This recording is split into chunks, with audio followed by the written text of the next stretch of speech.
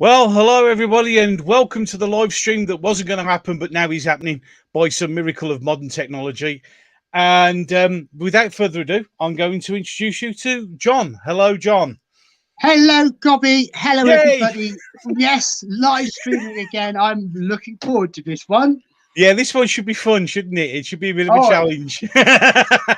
You know, I think challenge is a very good word. Yes. And I think with what we're talking about today, which is the Justice for Noel Clarke article that I put together, it is challenging. Yes, very challenging. And you know, so prepared to be challenged, listeners. Indeed. So, right then. To start us off, I've got a bunch of provisos that I want to put right at the top of this live stream. The usual policy, but if you say it at the beginning, every bugger hears it, and no one can say that they didn't know.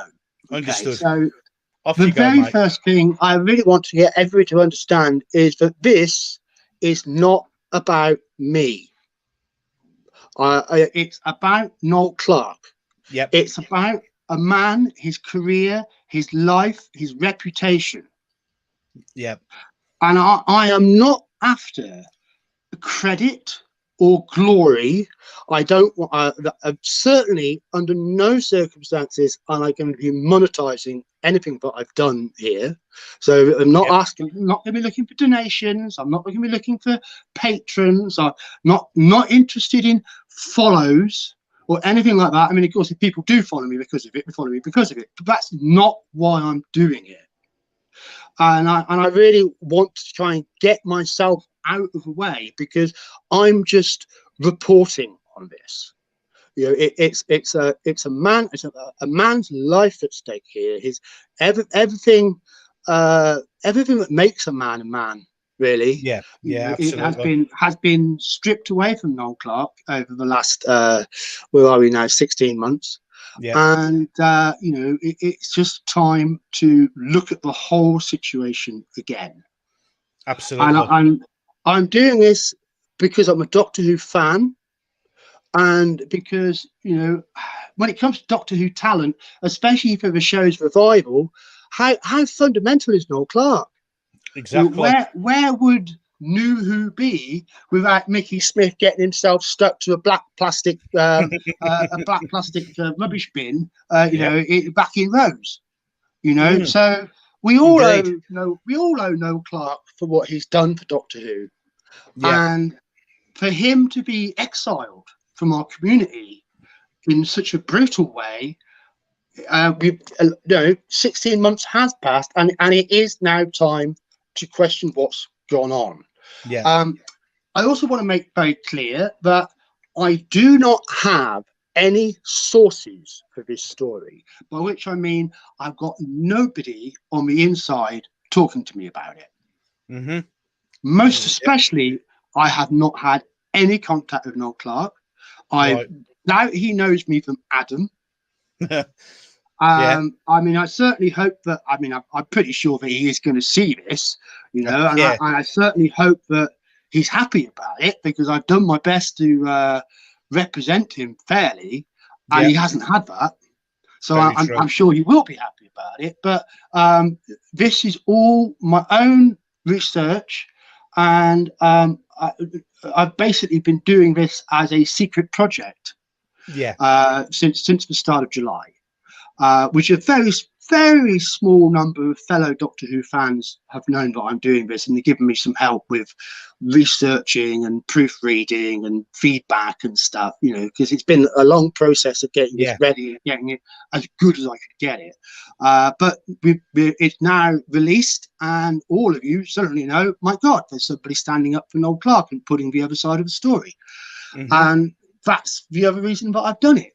I've done it because I know that fandom, at least some fans, not all of them, but, you know, there are Doctor Who fans who want to be able to question the situation, who want to understand what the hell has gone on, who want to know how can Noel Clarke lose everything in 24 hours, basically, because that's what happened to him.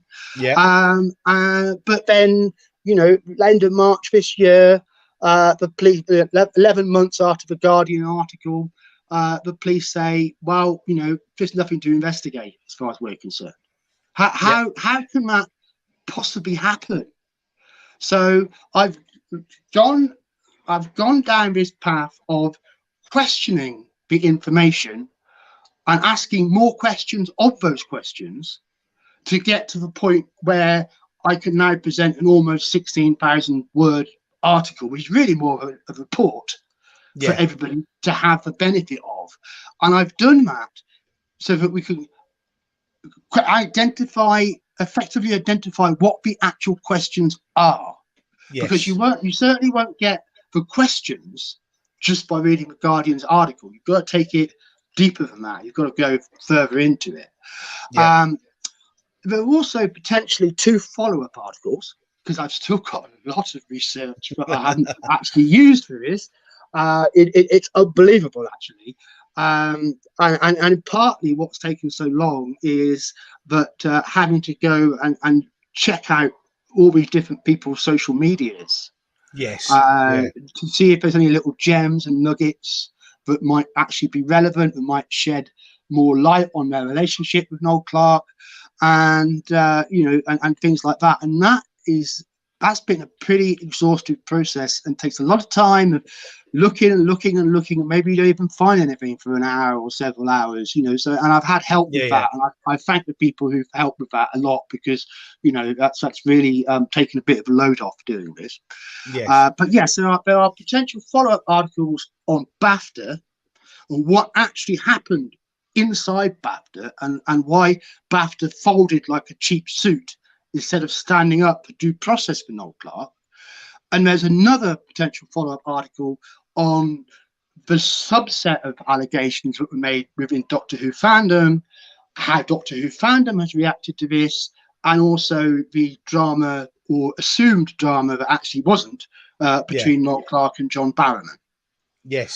Because people paying attention will notice that John Barrowman is now retweeting and liking things that Noel Clarke's putting out, and clearly the 2 guys are getting on again. And Absolutely. I think that's absolutely fantastic. Yeah, it's brilliant. Absolutely brilliant. The next thing is that it's nice to be in the audience, and you listen to a live stream or a video, and you're either entertained by it or you are not. Give it a thumbs up or a thumbs down, share it or whatever. But I'm actually looking to recruit you. By me, and you whose ear holes are listening to this right now, I want to challenge you to put your head above a parapet, and I don't necessarily want you to share my tweets. In fact, that might not be a good idea. But to take the WordPress link and make a new post about it on whatever platforms you've got. Just share the article. Just keep it getting shared, because every share all across there on all the platforms all lead back to more reads of the article. Now, I also want to say that at 16,000 words, I know that not many people are going to sit down and read all that. So I will be breaking the information down into smaller chunks.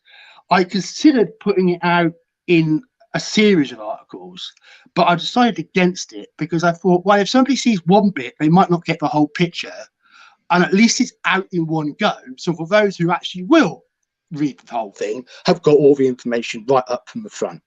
Exactly. Now, this one is the most important of all.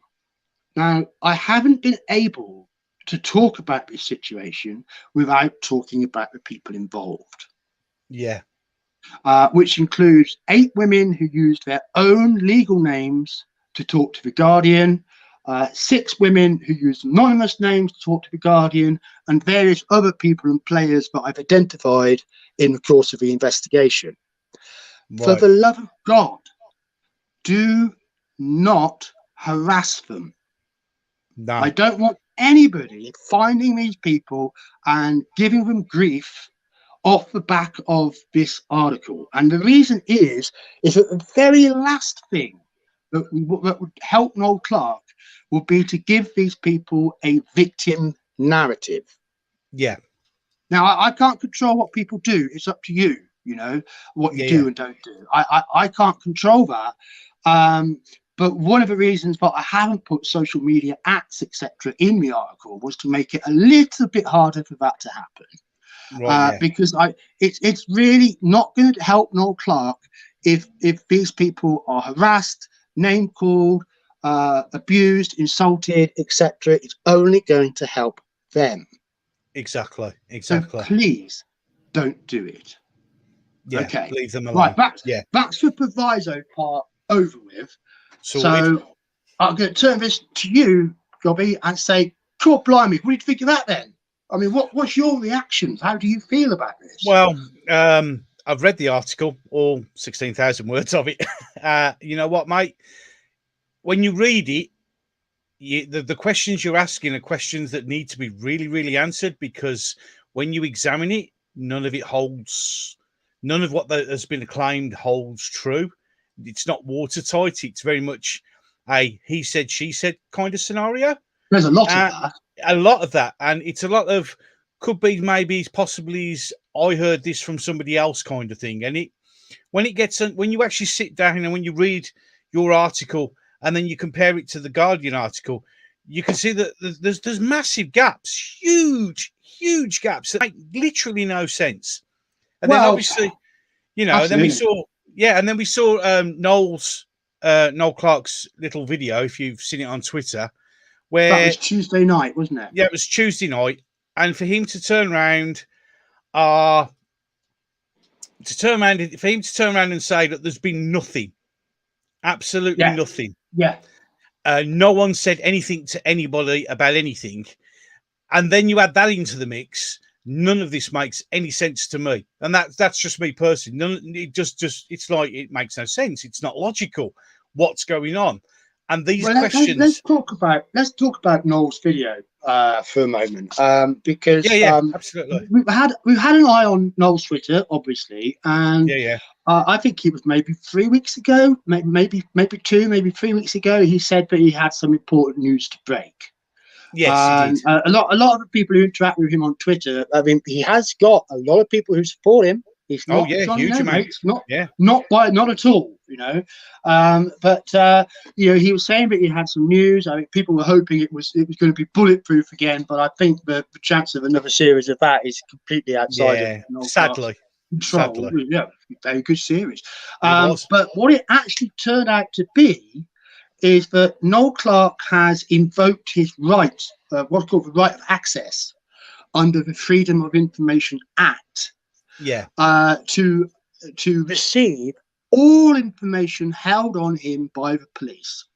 Yeah, because we can all do every scrap, every dot, every line, anything, everything from his birth to today. Yeah. Right. What he found out through the process of Freedom of Information Act and right of access is that the police have no record at all of any report of any kind, any complaint of any kind ever being made about Noel Clarke. Ever. Nothing. Zip all. And, that's mind-blowing.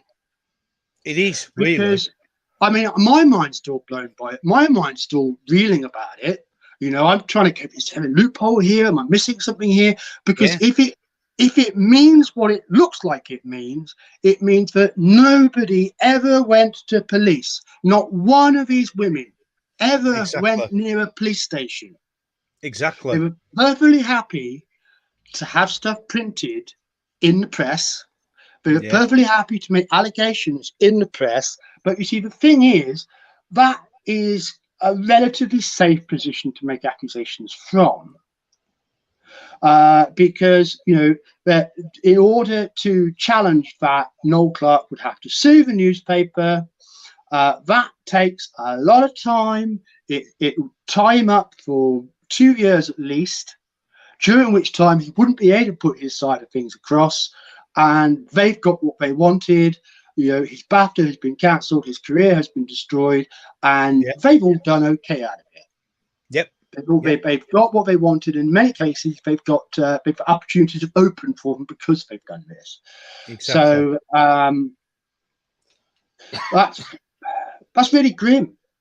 But it was also a bit of a shocker for me because I'd almost got this ready to go out. Yes. And my investigation wasn't able to establish that because, of course, I haven't had the ability to make a right of access, freedom of information request to get all the information the police ever held about Noel Clarke. I haven't had that ability. But just on what has been reported, and irony of this, in The Guardian itself, Exactly. in a follow-up article, which was made at the end of March this year, reveals that even as far as The Guardian is concerned, and using some tricky language, because they've used the word The Guardian understands, which is a much more subjective phrase than The Guardian confirms, The Guardian verifies. No, they didn't confirm. No, they didn't verify. At least 5 people went to police, they say. Well, that's another way of saying we're only prepared to say 5 people went to the police because we can't say 6. Exactly. Or they say at least 6. So they said at least 5 because 5 is all they could even understand, right? Yeah. And of those 5, shockingly, 1 turned out to be a man.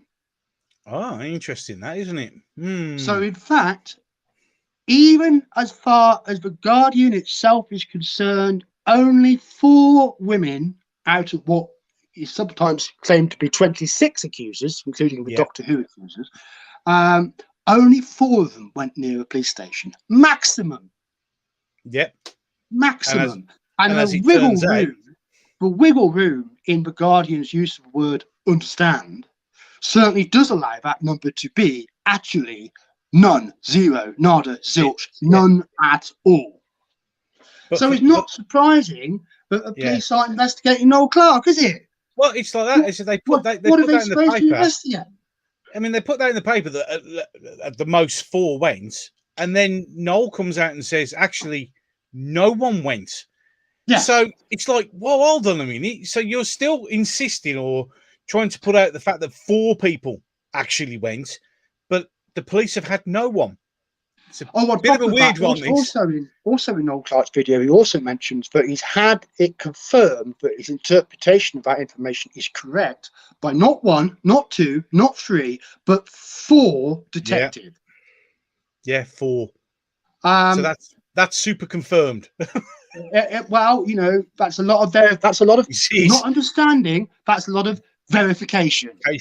Yeah. But I didn't want to do a top to bottom rewrite of a 16,000 word article. No. And you know, what I was pointing out was still valid from the evidence that I had in front of me.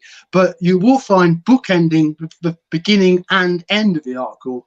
We've talked about that tweet, put the direct link in, so you can go and see that. Only 90 seconds, but you know, go and see it from Noel Clarke's own lips. Go see what he has to say. What he has to say. Because it's brain blowing. It really is brain blowing. It really is absolutely mind blowing. Absolutely mind blowing. Right, so let's try and get into the meat of this a bit. I mean, I obviously I'm not going to read out the whole article. That would not be a very fun live stream. No, it wouldn't. But, I would say one thing about this, which is that I do have family contacts who are connected to the legal profession. Right. And I've had the article checked over and to confirm that in their interpretation, they see nothing in it whatsoever which is defamatory. Meaning that, you know, I'm not making wild accusations that I can't back up. You know, I'm not rubbishing someone's character unnecessarily. I'm being fair. I'm taking the public information and I'm asking questions about it in a legitimate way, and that's what I set out to do. But I mean, one of the reasons why I did this. Now this is good. I want to give a special thanks here, Gobby. Right. I want to give a special thanks to dear old Rassilon P. Rassilon P. Who trolled Sophia Miles's live stream on Twitter when she did one of her safe space live streams on the 11th of July. Yes. Yeah. Because Noel Clarke was spotted sitting quietly, minding his own business in the audience. Yes. So Sophia got harassed and accused of platforming a sexual predator just by letting the man sit in the audience, and that actually made the press. And at the time, I believe Sophia gave a direct statement to the press, which I'll repeat here. This is what she said: "I know wholeheartedly Noel Clarke is not a sexual predator. He's not, but that's my opinion, you know. And if you want to base your ideas off an article you've read in the newspaper, then feel free." Yeah. And I mean, the first thing is, you know, screw those trolls. You know, Yeah, I mean, absolutely. we've been battling what's the actual really toxic side of fandom, or should we say rump of fandom, because there's not really very many of them. No, there isn't. We've been battling them for years. And, you know, if Rassilon P hadn't felt entitled to troll Sophia Miles, then I would not have reacted to that. I would not have gone out on social media that day and slammed fans who weren't respecting rule of law, innocent before proven guilty, or the police investigation. You know, so well, how do you know better, basically? So I went and I stuck up for Sophia good and proper that day. Yeah. But it was doing that made me realise that I needed to challenge myself to do more, because, you know, just wasn't seeing what I expected to see in the press. Yeah. I mean, at the end of May this year, Noel Clarke had one feature article in the Daily Mail.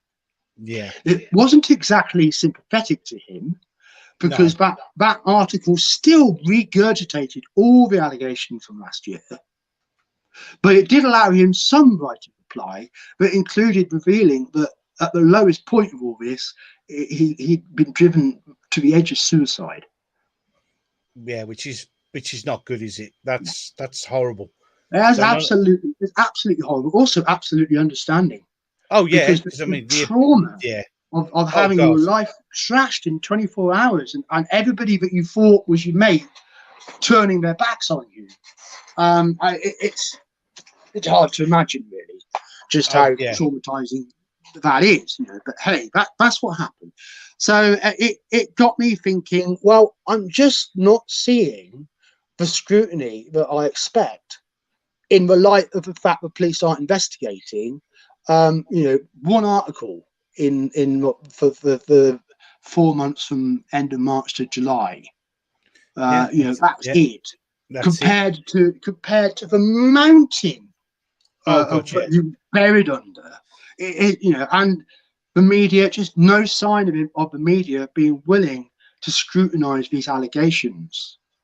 So hey, you know, if you want something done properly, you just got to do it yourself. Yeah, absolutely.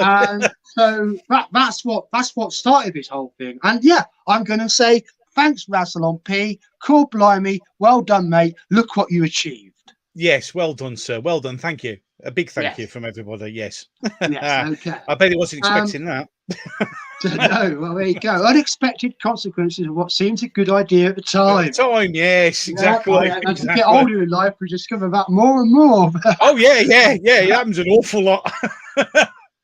Right. So that's what led to this process. You know, I mean, as I said in the article, none of this was sitting well with me.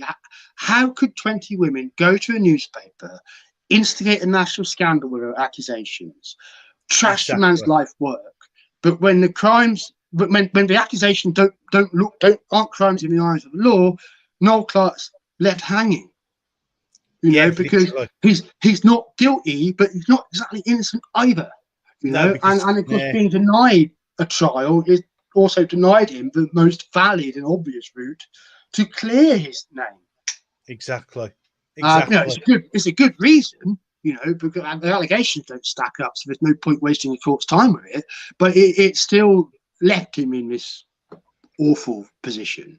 Yeah, I mean, the thing is, you know, the thing is with something like this, if you know, it sticks no matter what. it sticks, and Mud sticks. It yeah, does. and Mud it's sticks. horrible. And I don't think anyone who's either watching this live or watch it back on YouTube later could actually feel or have to ever imagine how he's been feeling like this, because I mean, it just literally, as I said on Twitter, it literally took his everything away from him in an instant, in literally a click of a finger.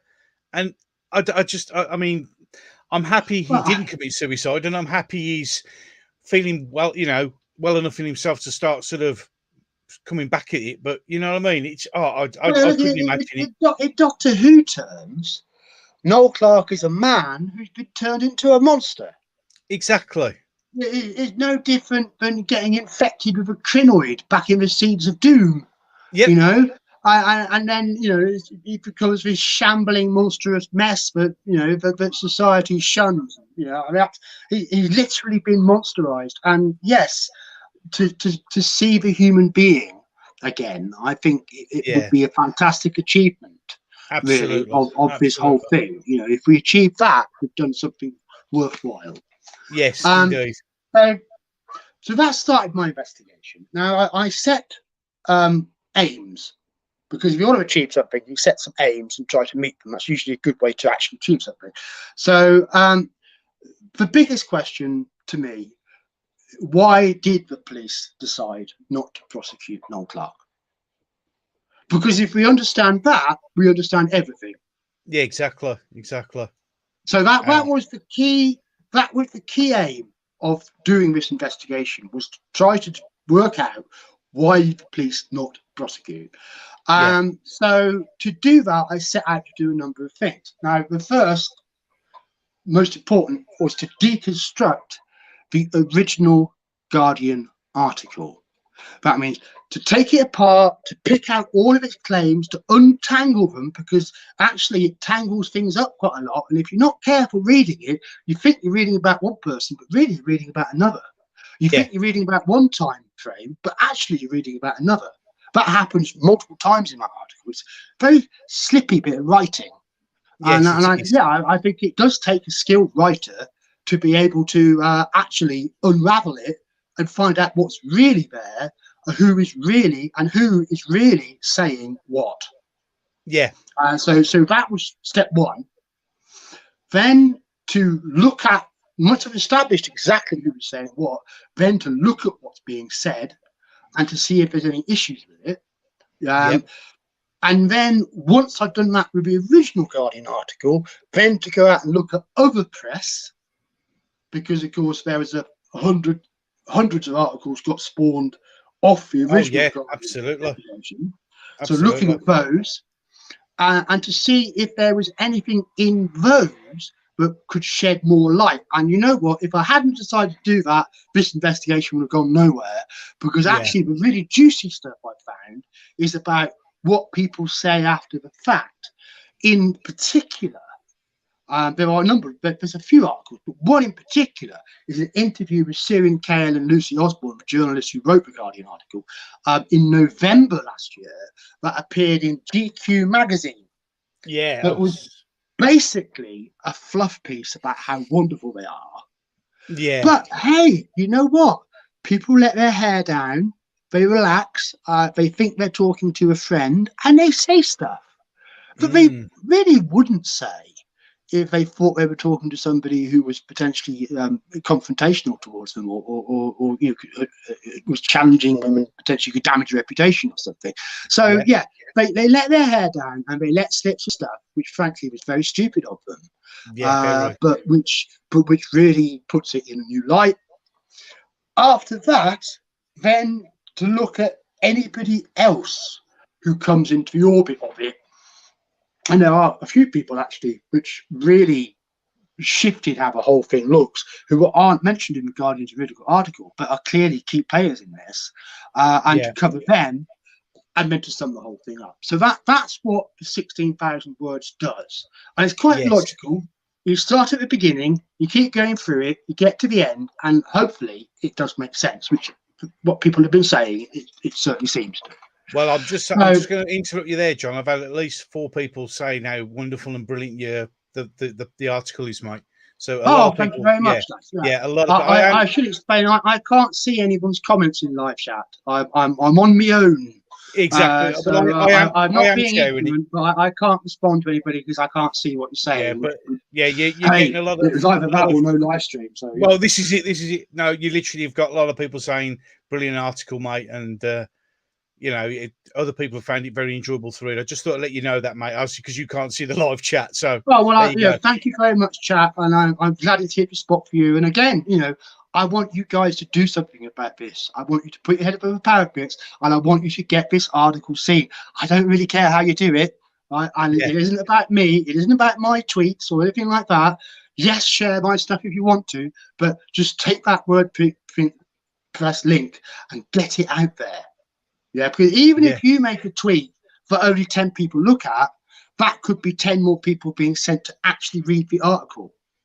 And if you had 1,000 tweets like that out there, getting past Twitter's algorithms and shadow bans, yeah, you know what I mean? Wink, I know wink. what you're saying. Right? Yeah, absolutely. We will get this seen much more effectively. So, I really appreciate your compliments, gang. And that's the one thing I ask of you is to get that WordPress link and get it shared. Okay. So let's start at the beginning with what happened with deconstructing the Guardian's article. So basically, it straightens out like this. There are 3 categories of accuser in the Guardian's article, all of which you need to get to 20 women accused Noel Clarke. And of course, that is a devastating headline. Yeah. I was stunned by it. I really was. I was shocked. We were all shocked. Didn't see it coming. Came straight out of left field, and it was like, what is this? And I want to make clear, I'm not somebody who's been Noel Clarke, rah rah rah. I'm Team Noel Clarke from the start. I'm not. I'm not going to pretend I am. I was stunned. I was shocked. When I originally read the Guardian article, I think I had to stop reading it 3 times because it was sickening me, to read these accusations, and oh my God, there's another one. Oh my God, there's another one. I mean, I was really blown away by it. Yeah. And I kept a neutral stance, and I didn't really say that much about it. I did make one tweet at Big Finish, I think, saying why are you still platforming these guys? And that was in a few days after, because I want to know why. Because at the time Big Finish hadn't said anything, but time and reflection is a marvelous thing. But it's only since it's been clarified there is not going to be a day in court. It's only since then that I've allowed myself to start to question this more, because I do actually believe that accusers need to be believed and supported, in that they need to be believed in that what they say isn't immediately dismissed and is treated as if it's serious. They need to be supported so that they can come forward and be in that process. But that's the key, that's the snag. It is a process, and it has to end up in the legal system. Yeah. If it doesn't end up in the legal system, people should not be getting their lives wrecked over accusations. Exactly. They shouldn't have. This shouldn't be happening. Sadly, it's happening all the time. It's not. Yeah, unfortunately, it's not a new thing, is it? But it's anyway. I slightly diverted myself there. Back to the point. So, in order to get 20 women accused Noel Clarke, there are 3 different categories of accusations. Yeah. They're what I call direct accusers, which are people using their own name, putting their own reputation most directly on the line. And there are the direct accusers of Gina Powell, Johanna James, Philippa Crabb, Annika Avamenko, Ying Lucy, Sin Soapbite, Leva Sabalayuskate, that's a tricky one, and Helen Atherton. Yeah. There are 8 of them. So there are 8 women using their own names in the Guardian article. There are also anonymized accusers whose stories are told under a pseudonym, which is Megan, Leela, Mel, Chantel, Kim, and Becky. There are 6 of them. Now, the third category is women who are never named in any way and whose stories are not told in the article. And the only reason we know they exist is because the Guardian says, trust me, bro. Yeah. There's nothing else there. There's nothing else there at all but the Guardian saying, trust us, there's another 6. Yeah. So, first question is, why was that article not 14 women accused Noel Clarke? Because that's what it actually was. There's only 14 accusations in it. So why was it not 14? Why was it presented as 20? Well, the answer is simple. Psychologically, 20 is a much more significant number. It makes it seem it's like blowing up. It's like blowing up a blowfish. You know, okay, well, we're padding this out, we're bulking this up. But if you want to be accurate, there's only 14 accusations in the Guardian. Yeah, and 8 of them under their own names, 6 of them under pseudonyms. Now, another thing I discovered analysing the Guardian's article was that they're incompetent. Yeah. Because their writing was so lax, when it comes to the 6 anonymised women, they actually gave away sufficient information to accurately and credibly identify 2 of them. Yeah. And I thought about this long and hard. You know, should I expose these 2 anonymous identities? And I decided that I would. And the reason I decided that is that anonymity is not because of any kind of court order. It's simply a courtesy extended by the newspaper. Exactly. And if a newspaper is going to be so incompetent, but it's going to mess that up and actually allow 2 of them to go, well, actually, it's pretty obvious who's we are.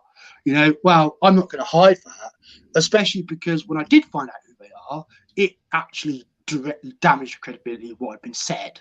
Yeah, exactly. Massively. So I'm going to run. I'm not going to run through every one of these. You can find them in the article, and the reason is that some of them really just look like just being involved. Yeah, you know, they're stories which are so slender, but they're really unlikely. It would be unlikely to ever make it into a court. And I characterise a lot of these as he said, she said accusations. Now, I want to be clear. He said, she said doesn't mean that someone couldn't be prosecuted, but it means that all there is one person's word against another.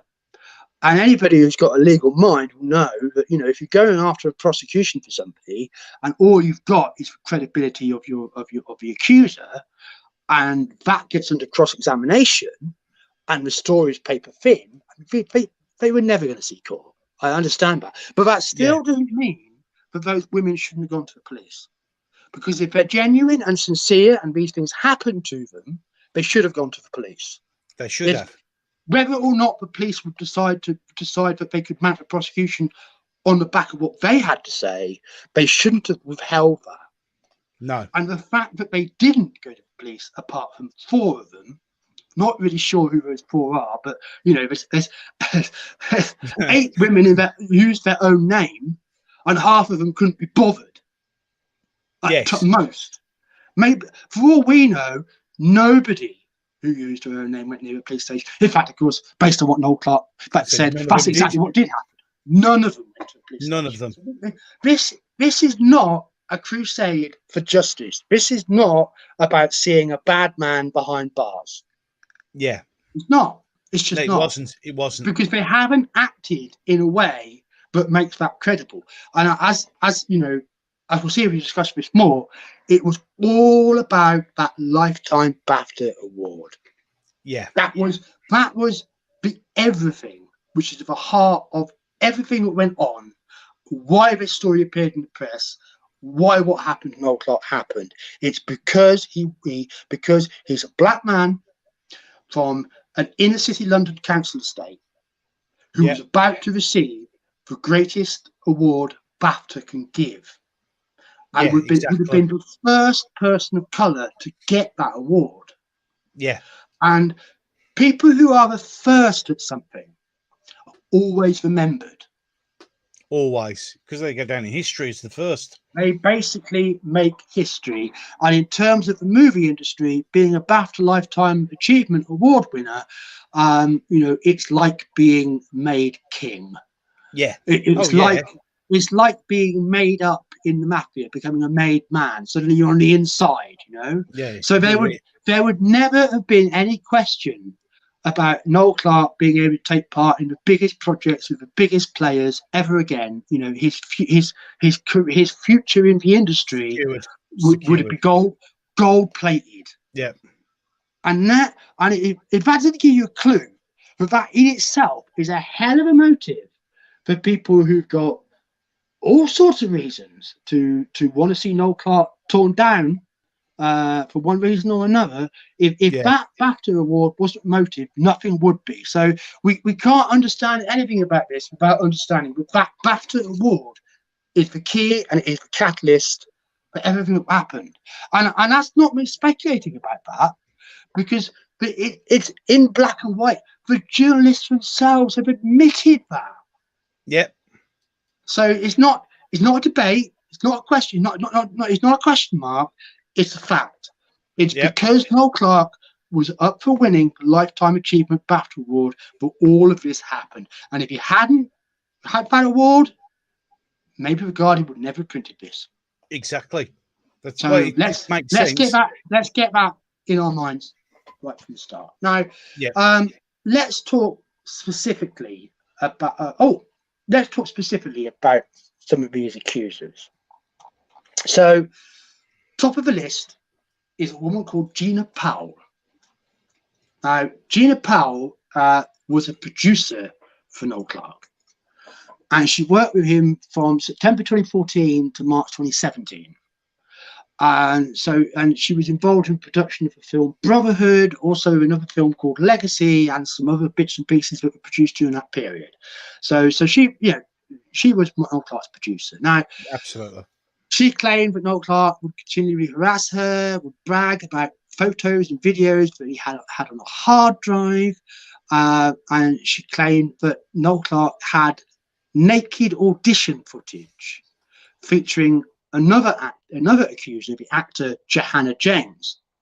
Powell claimed she told James about this footage in 2017, which the audition apparently would have taken place 4 years earlier during the casting process for the film Legacy, which Powell herself has an assistant producer credit on.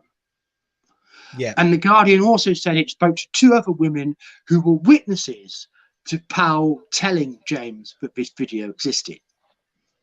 Yeah. Powell further says Noel Clarke exposed himself in a car to her, but he groped her in a lift in Los Angeles.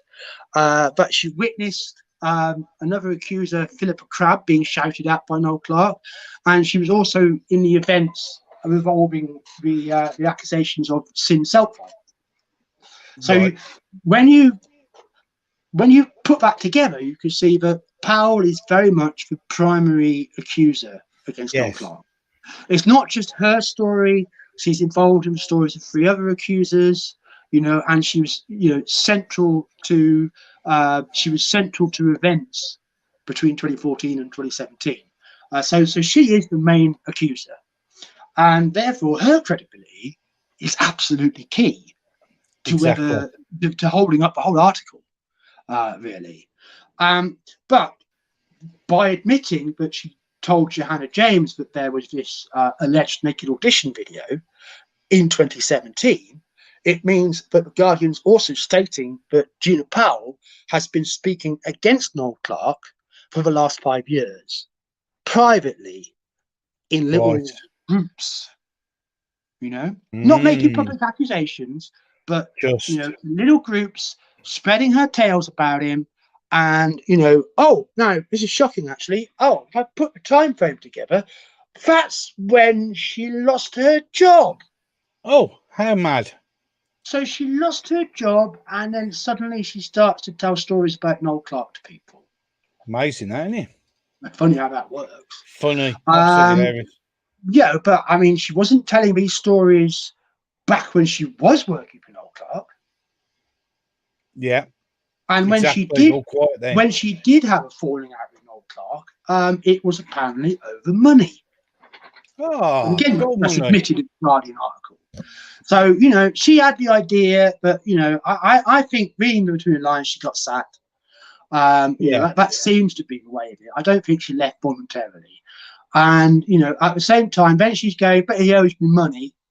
And, you know, whether he does or not, I couldn't really speak to, you know, but there was some business falling out. I mean, at that point, you know, these whispers start. But it's interesting. But, you know, I mean, if you say, if I'm working for a guy and he shows me, he gets his dick out and waves it at me, I keep working for him for another 2 years. Exactly.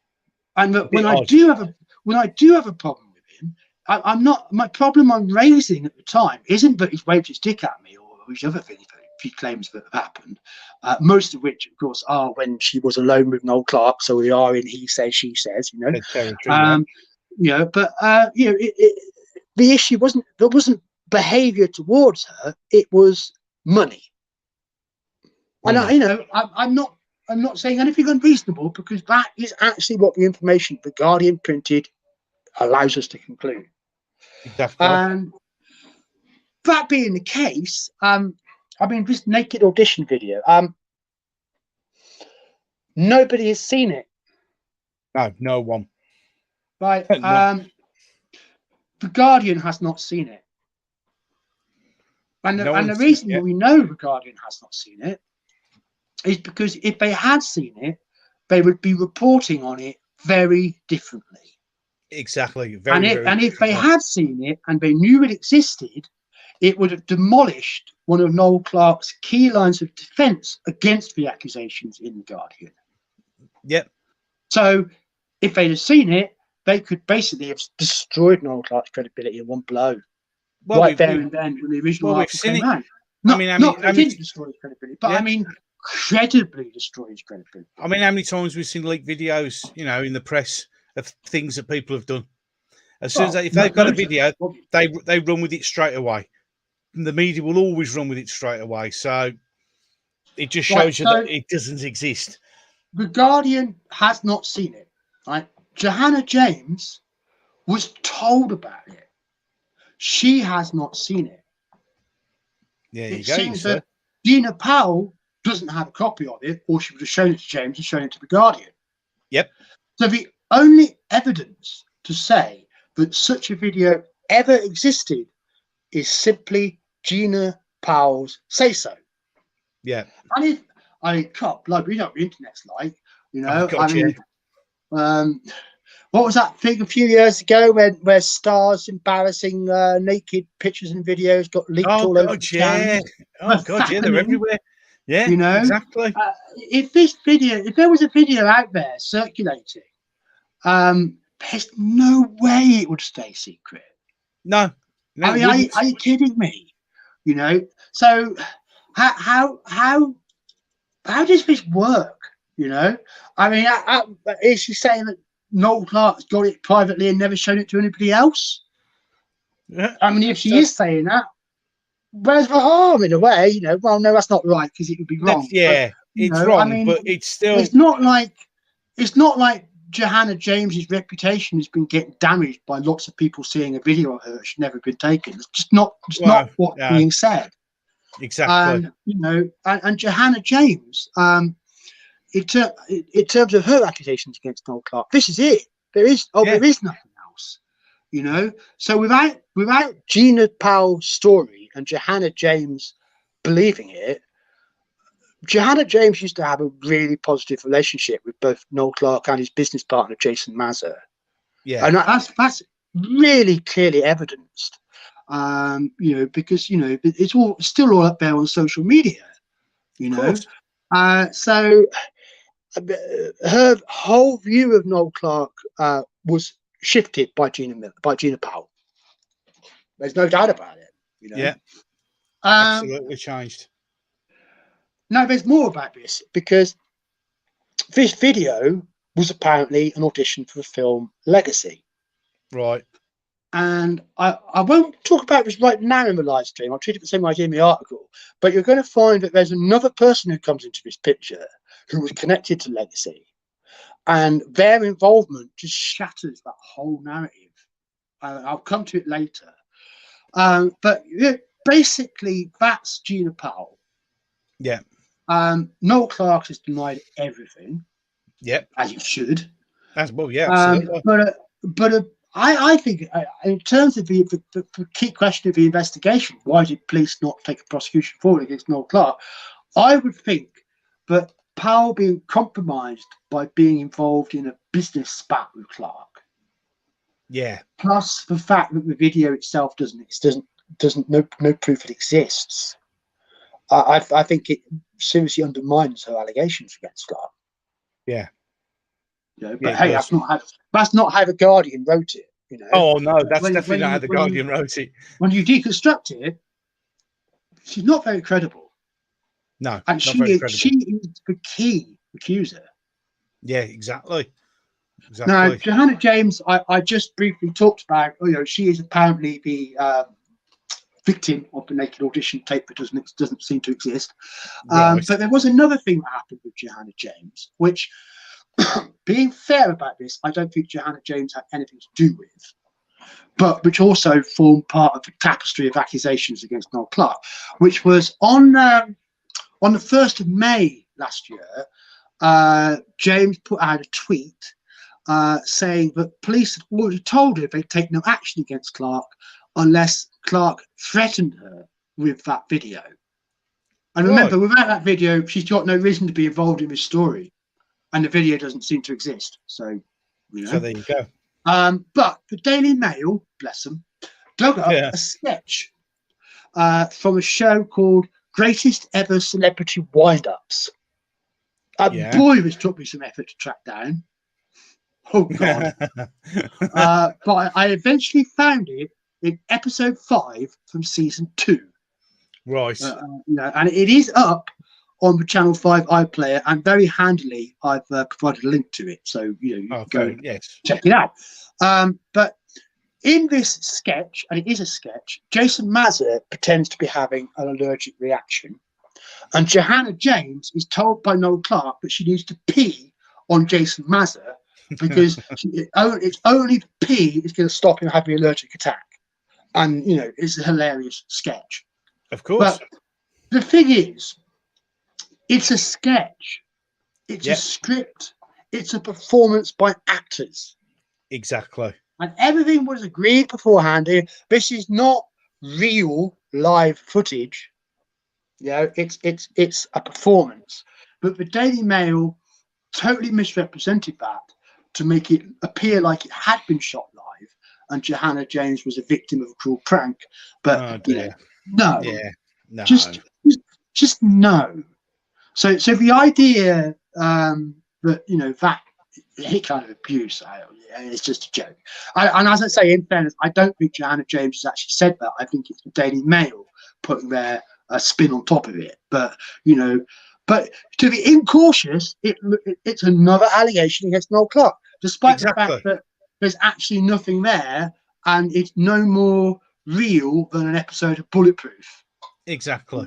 It's no more real than an episode of Doctor Who. It's just entertainment, people. I mean, that's basically all there is to say about Johanna James. Yeah. Philippa Crabb worked as a production runner on Brotherhood. Allegations of general bullying behaviour, but also the closest to a Weinstein allegation against Clarke. Because Crabb claims that Clarke basically said, "What are you going to do for me then?" Nudge, nudge, wink, wink. In return for a part in the film. Now, very distasteful, obviously. And exactly what we don't want to see happening in the entertainment industry is people being, manipulated and forced into performing sex acts to get ahead. But there is a real logical problem with Philippa Crabb's story. She still got a part in the movie. Exactly. Which is a bit weird. So she's saying, Noel Clarke said to me that if I didn't do something for him, sexual-wise, I wouldn't have a part in the film. I refused to do anything for him, sexual-wise, and I had a part in the film. How does that work?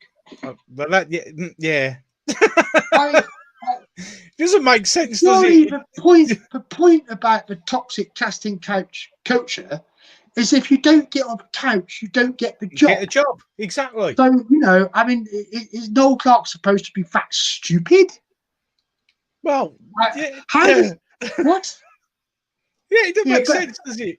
But you have to stop. You have to think. You have to question. Hang on, what's actually being said here? Hang on, what? You know, and I mean, to me,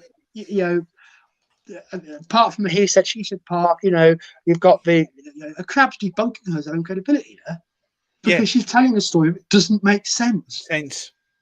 You know, if it was Noel Clarke demanded I do something, I immediately got sacked when I refused. Great, fair enough. Yeah, that makes that's logical. Yeah? That makes perfect sense. If it was Noel Clarke demanded I do this and I gave in, I did it to my eternal shame and disgust. Bang, that's the story. That makes sense. You know, if it was Noel Clarke demanded I do this to get a part in the film, I didn't do it, I still got part in the film. That does not make sense. That doesn't make sense at all. No. So there you go. That's ridiculous. That's a bit of crap. Then we've got Anna Avramenko, who was an intern on the production of the film Doghouse in 2008. Yeah. Her allegation is very simple. It's that Noel Clarke repeatedly tried to kiss her in front of the whole crew. Right. Now, that is not a he said, she said. Nope. In front of the whole crew means an entire production's worth of witnesses. Yeah. Who said nothing. So why is it that when The Guardian was going all out to get comments and contacting what very well looks like hundreds of people, trying to get people to say stuff, something, they couldn't find anybody else who could back up that Clarke was repeatedly trying to kiss her in front of everybody? Exactly. That doesn't make nonsense. Because there would be one. There would be at least one. Somebody would. Somebody would. Yeah, I mean, you would think there would be a supporting voice, you know. Exactly, one person would, yeah. That's really all there is to say about Anna Avramenko. Ying Lucy.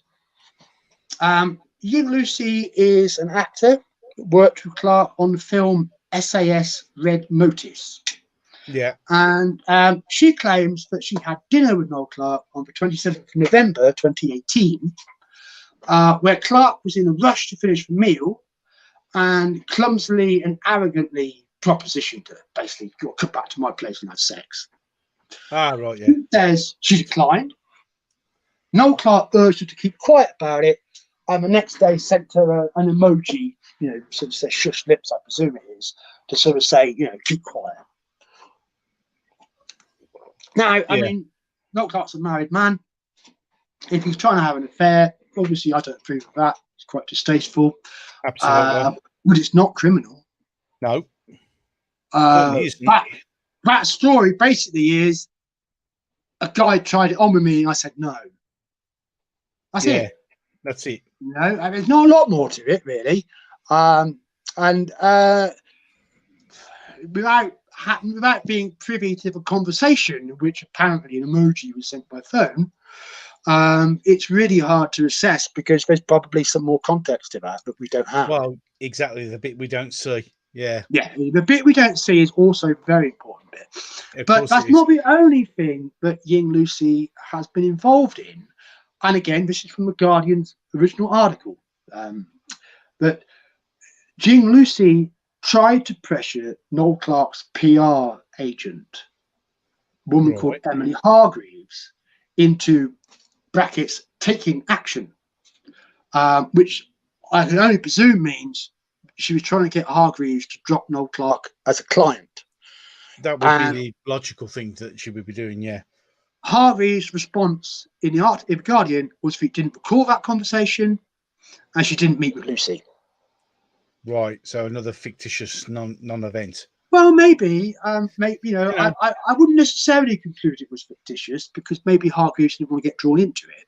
No, I suppose. Yeah, that's a fair point. But the fact is, what's really significant about that is that's an attempt to cancel Noel Clarke. Yes.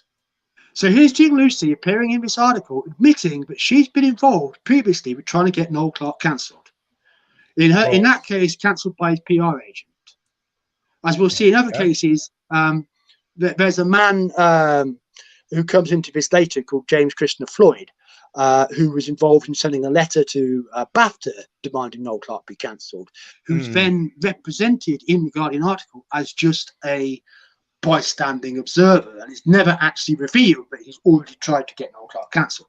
So Jing Lucy, active involvement in cancelling Noel Clarke, motivated to cancel Noel Clarke, speaking in the newspaper on the basis of trying to cancel Noel Clarke. Yeah. I think she's got some kind of bee in her bonnet about something, and I doubt it's being clumsily propositioned by a man. No, something doesn't quite ring true there. I think there's more to it. Way more. I haven't been able to find out more than that. But I reckon that if we really knew what was going on there, I think it might be something pretty devastating. Yes. Then we have another woman called Sin Seltvite. Now, Sin Seltvite is a film producer who The Guardian introduces as friends with Gina Powell from film school. Oh my God, the shock. Yes, so one of Gina Powell's best mates.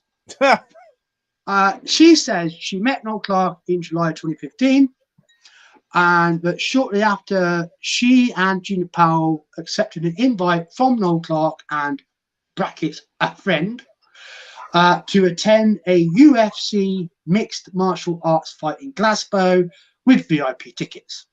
Right. And that at an after party, Noel Clarke slapped her buttock.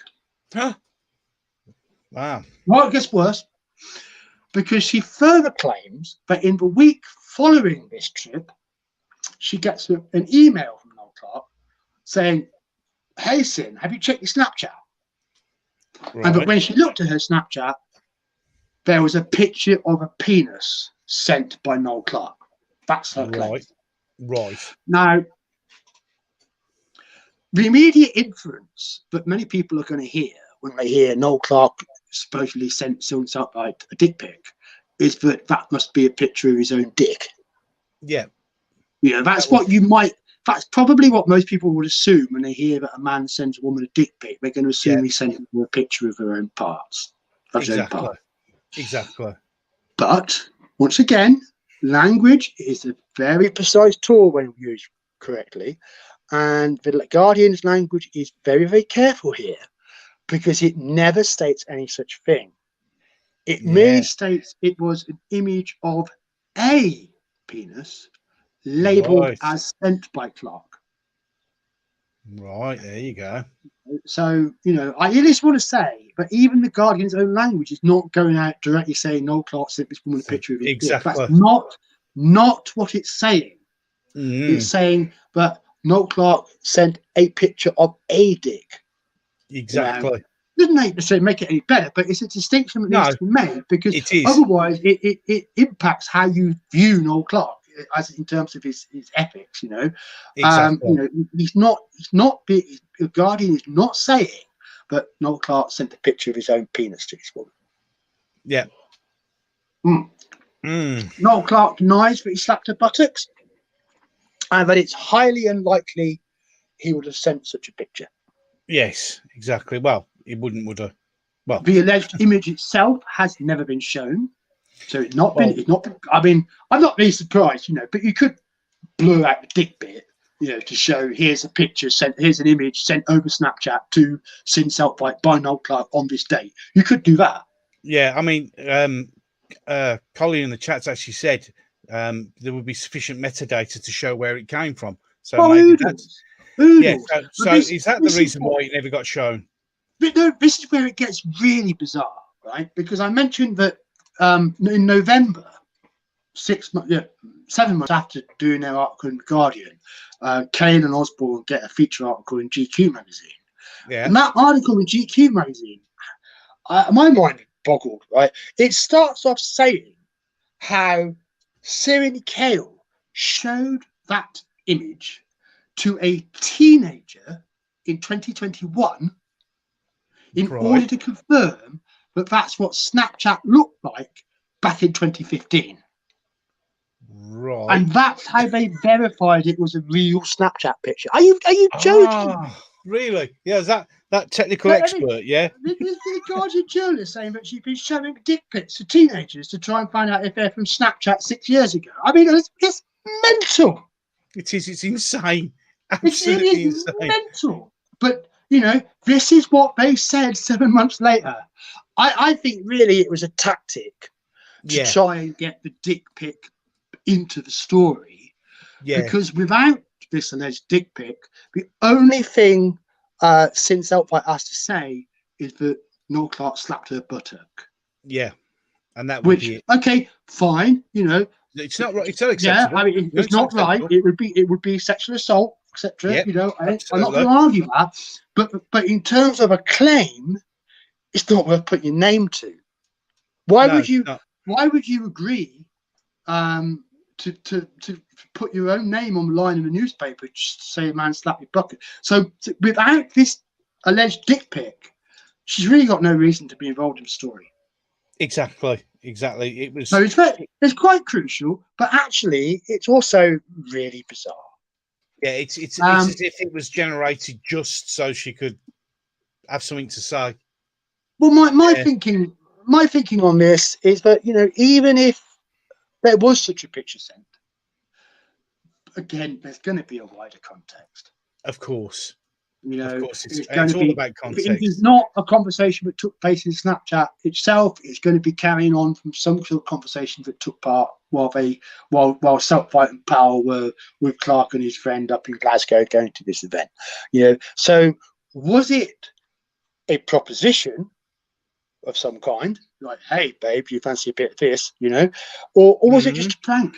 Was it just a prank taken the wrong way? I don't know. I can't say.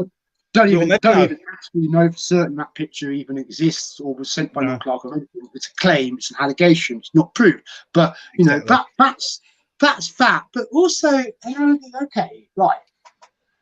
Let's assume that Selflight in some way did receive this picture and did think it was a picture of Noel Clarke's dick. Let's assume that was true, right?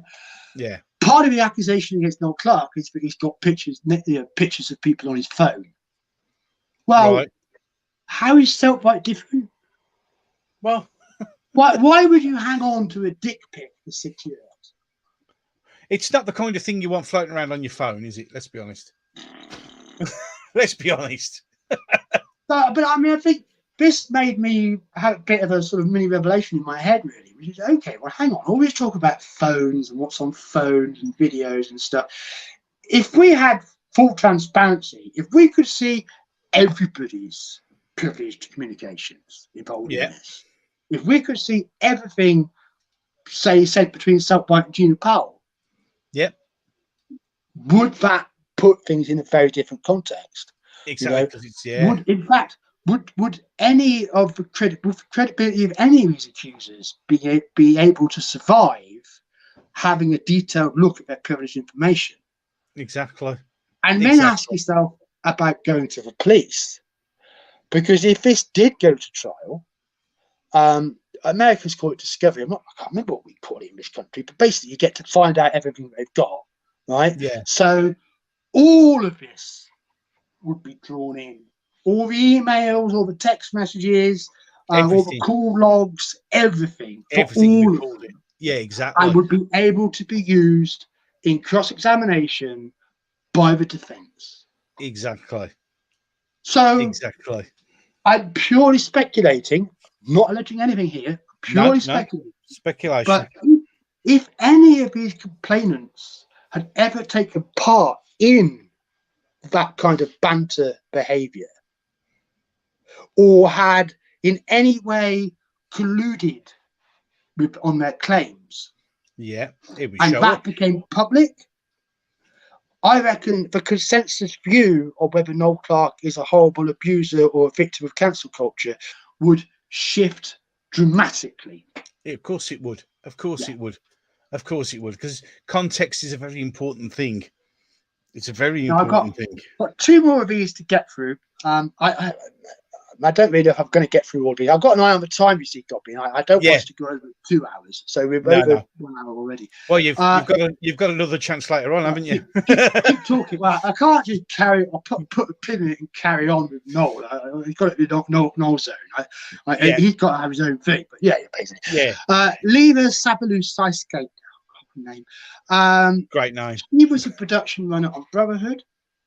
At the rap party on December 21st, 2015, she was on the dance floor showing colleagues her abilities as a former gymnast, including doing splits. Right. In other words, this is a girl, who had a minor job on the film, but then, afterwards got down and partied. Had some fun. She had a party night. Look at me, I can do the splits. Yeah, look at that. So the next day, she goes into the office, and Clarke and others were apparently laughing about a photo of her taken at the party. But it was an upskirt photo. But obviously, if she's going to, be turning upside down and stuff, exactly. But she grabbed the Noel Clarke's phone in a panic, but the phone smashed, and that Clarke then humiliated her by making her go to get it repaired. That's her story. How is getting someone to fix your phone that you broke a humiliation? Well, I just say that's what Guardian says. Noel Clarke's response, but it was a photo of her doing splits, not an upskirt image. Yeah, you see. But it was taken coincidentally, meaning nobody was trying to take a picture of her. She just was in the picture. She was just in the picture. But he only joked about showing the picture around. Furthermore, Sabaloo having to get the phone repaired was incidental, as that's just her job. She's a production runner. Well, yeah. Something gets busted, go and get it fixed. That's what she has to do. That's a job. Yeah. So when I balance those two against each other, it seems to me common sense that Lever is hardly the first person to ever feel embarrassed about their behaviour at the office party. Well, yeah, we've all been there. We've all been there. Well, you have, right? Oh, yeah, I have. Oh, God, yeah, on multiple occasions. but she certainly won't be the last. No, she certainly won't be. There's really nothing there that says malice on Noel Clarke's part.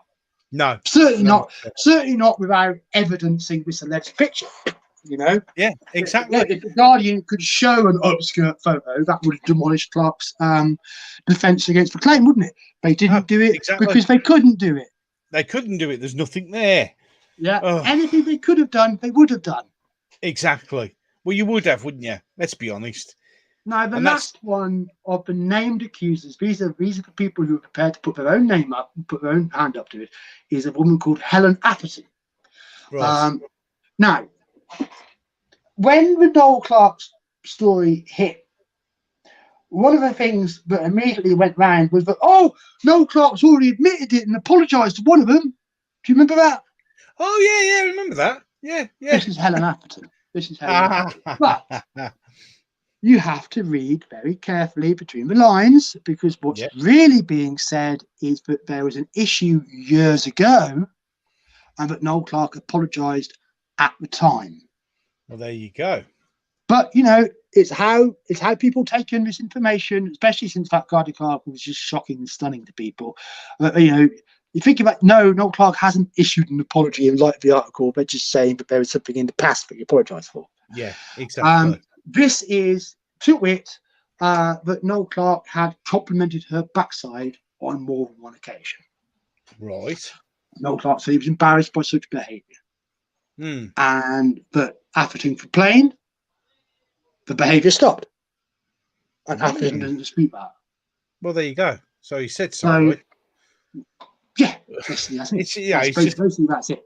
Yeah, but that is the part that Noel Clarke has apologised for, but it was nothing to do with the article coming out. No. It was an apology given years before. And she just thought she'd jump on the bandwagon.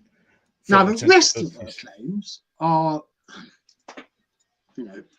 worth about as much as the rest of them. She says that Noel Clarke violated film industry standards for filming nudity. To wit, I mean, she especially alleges that some footage was shot that showed a woman's anus during a sex scene, and that Right. fair enough, that would Okay. never Yeah. meet broadcasting standards. No, it wouldn't. It wouldn't That's at all. that's a specific claim about violating standards for nudity. Yeah, that that's fair enough. apparently allegedly happened.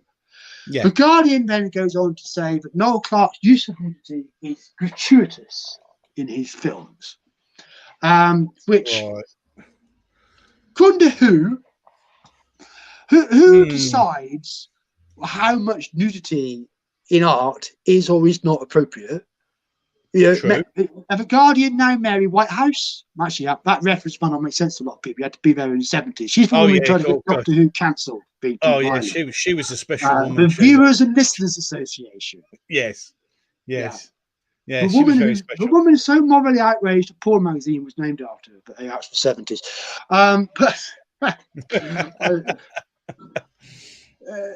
But what was quite clear is that none of the nudity in Noel Clarke project broke broadcasting or censorship standards. Well, exactly. And how much is too much? That's just subjective. Well, the thing is, I mean, Lee, Problem Beans just put, he said, have they ever watched Naked Attraction on Channel 4? So, well, isn't that a question? Yeah, exactly. It's a very good question. Yeah. But hey, this is the framing within the article. Exactly. Ben says that multiple people were on set for nude sex scenes. But footage shot could not be used, that's the anus, and that some of the performers were sex workers, not actors. Clarke's response is that the set was closed, everything shot was scripted with some leeway for a degree of improvisation, and that everyone involved was comfortable with the shooting session at the time. Now, what actually doesn't get addressed in the Guardian's quote from Noel Clarke is this question of sex workers on set. Yeah. But good old me, I'm applying some common sense here. If you've got a scene that requires multiple people to be nude, that's what is required for the project. So if there's nothing inappropriate about that. If you're filming an orgy scene, you need more than one person, more than two people in it. Well, yeah. I mean, I'm not really sure what scene this is supposed to be, but I mean, just in common sense about that. Secondly,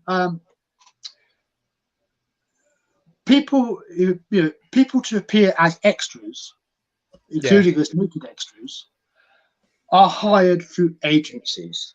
Exactly. So why would the director be involved in hiring extras? Well, yeah, exactly. They wouldn't. No. That's why you have a film producer and their staff. It's the director's involved in getting the shots in the can, so that you're not wasting your money and you're having an effective day at work and you're getting the film made. The hiring the extras, it's not his job. Right, so why would Noel Clarke even be involved in that? Exactly. But then also, film extras, it's not their main job. No one's main job is I'm an extra.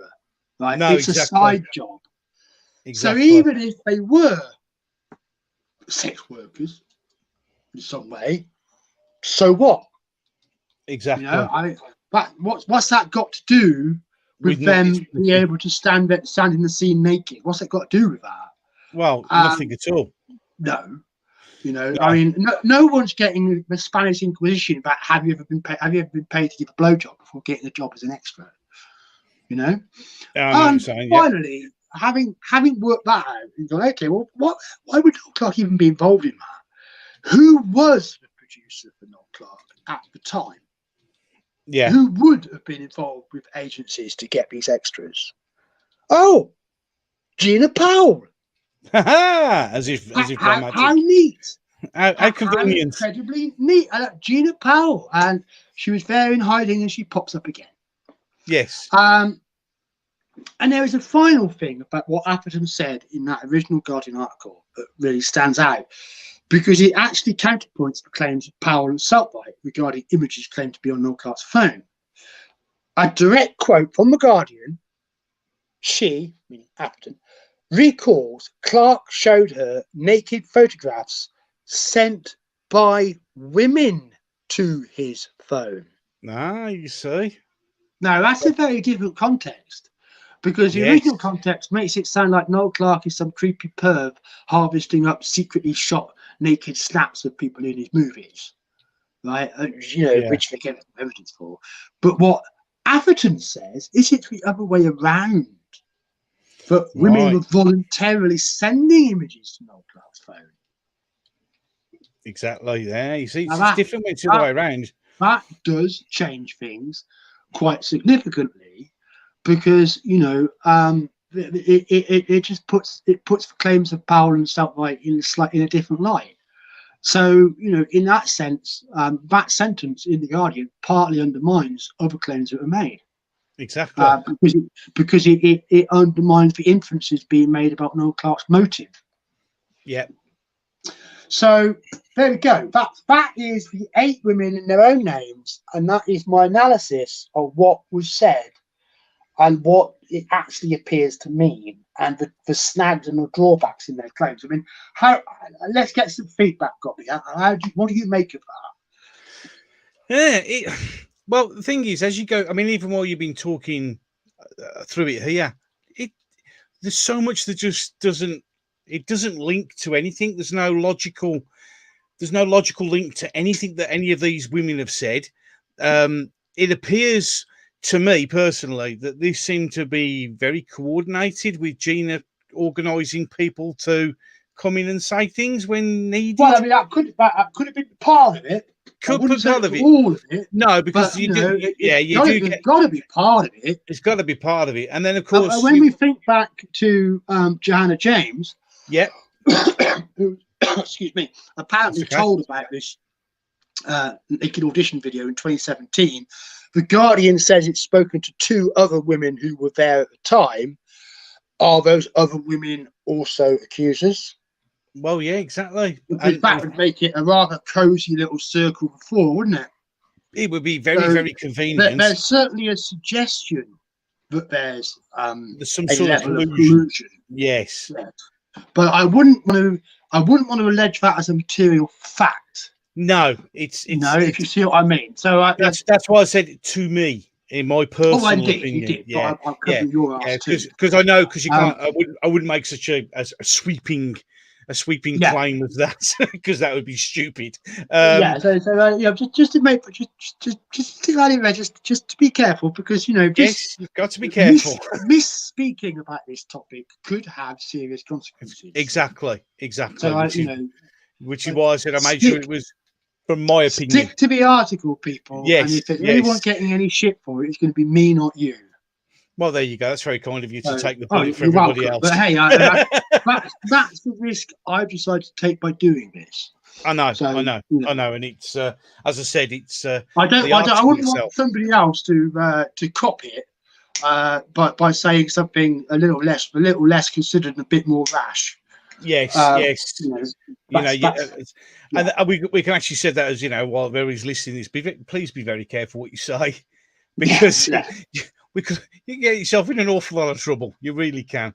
Well, I mean, it does get more serious. Now, the anonymised accusers, I'm simply not going to go through all of these. There's no point. There's very little solid to really grasp in any of these, apart from the fact that 2 of them, as I previously said, I can identify. Yeah. So the ones that I can identify are Mel and Megan. Mel and Megan. Yeah. Let me see. Megan is described by the Guardian as a young female script supervisor on production of Brotherhood. She claims Clarke would whisper inappropriate things to her, bullied her on set. That he blew up at her in a row about continuity during the filming of a scene. Wow. And that Clarke's behaviour caused her to have a panic attack. When ambulance was called to check her over, and that the named accuser Philippa Grab then drove her home. And the Guardian further claims these incidents drove Megan to leave the industry and not return. Noel Clarke denies bullying anyone, and that while Megan did have a panic attack, it was nothing to do with his actions. The other one, Mel, is described as an actor 10 years younger than Noel Clarke. Now, that is just stupid. Why did the Guardian put that in there? Because that made it so easy to identify her. Of course it does. Who featured in Kidulthood back in 2004.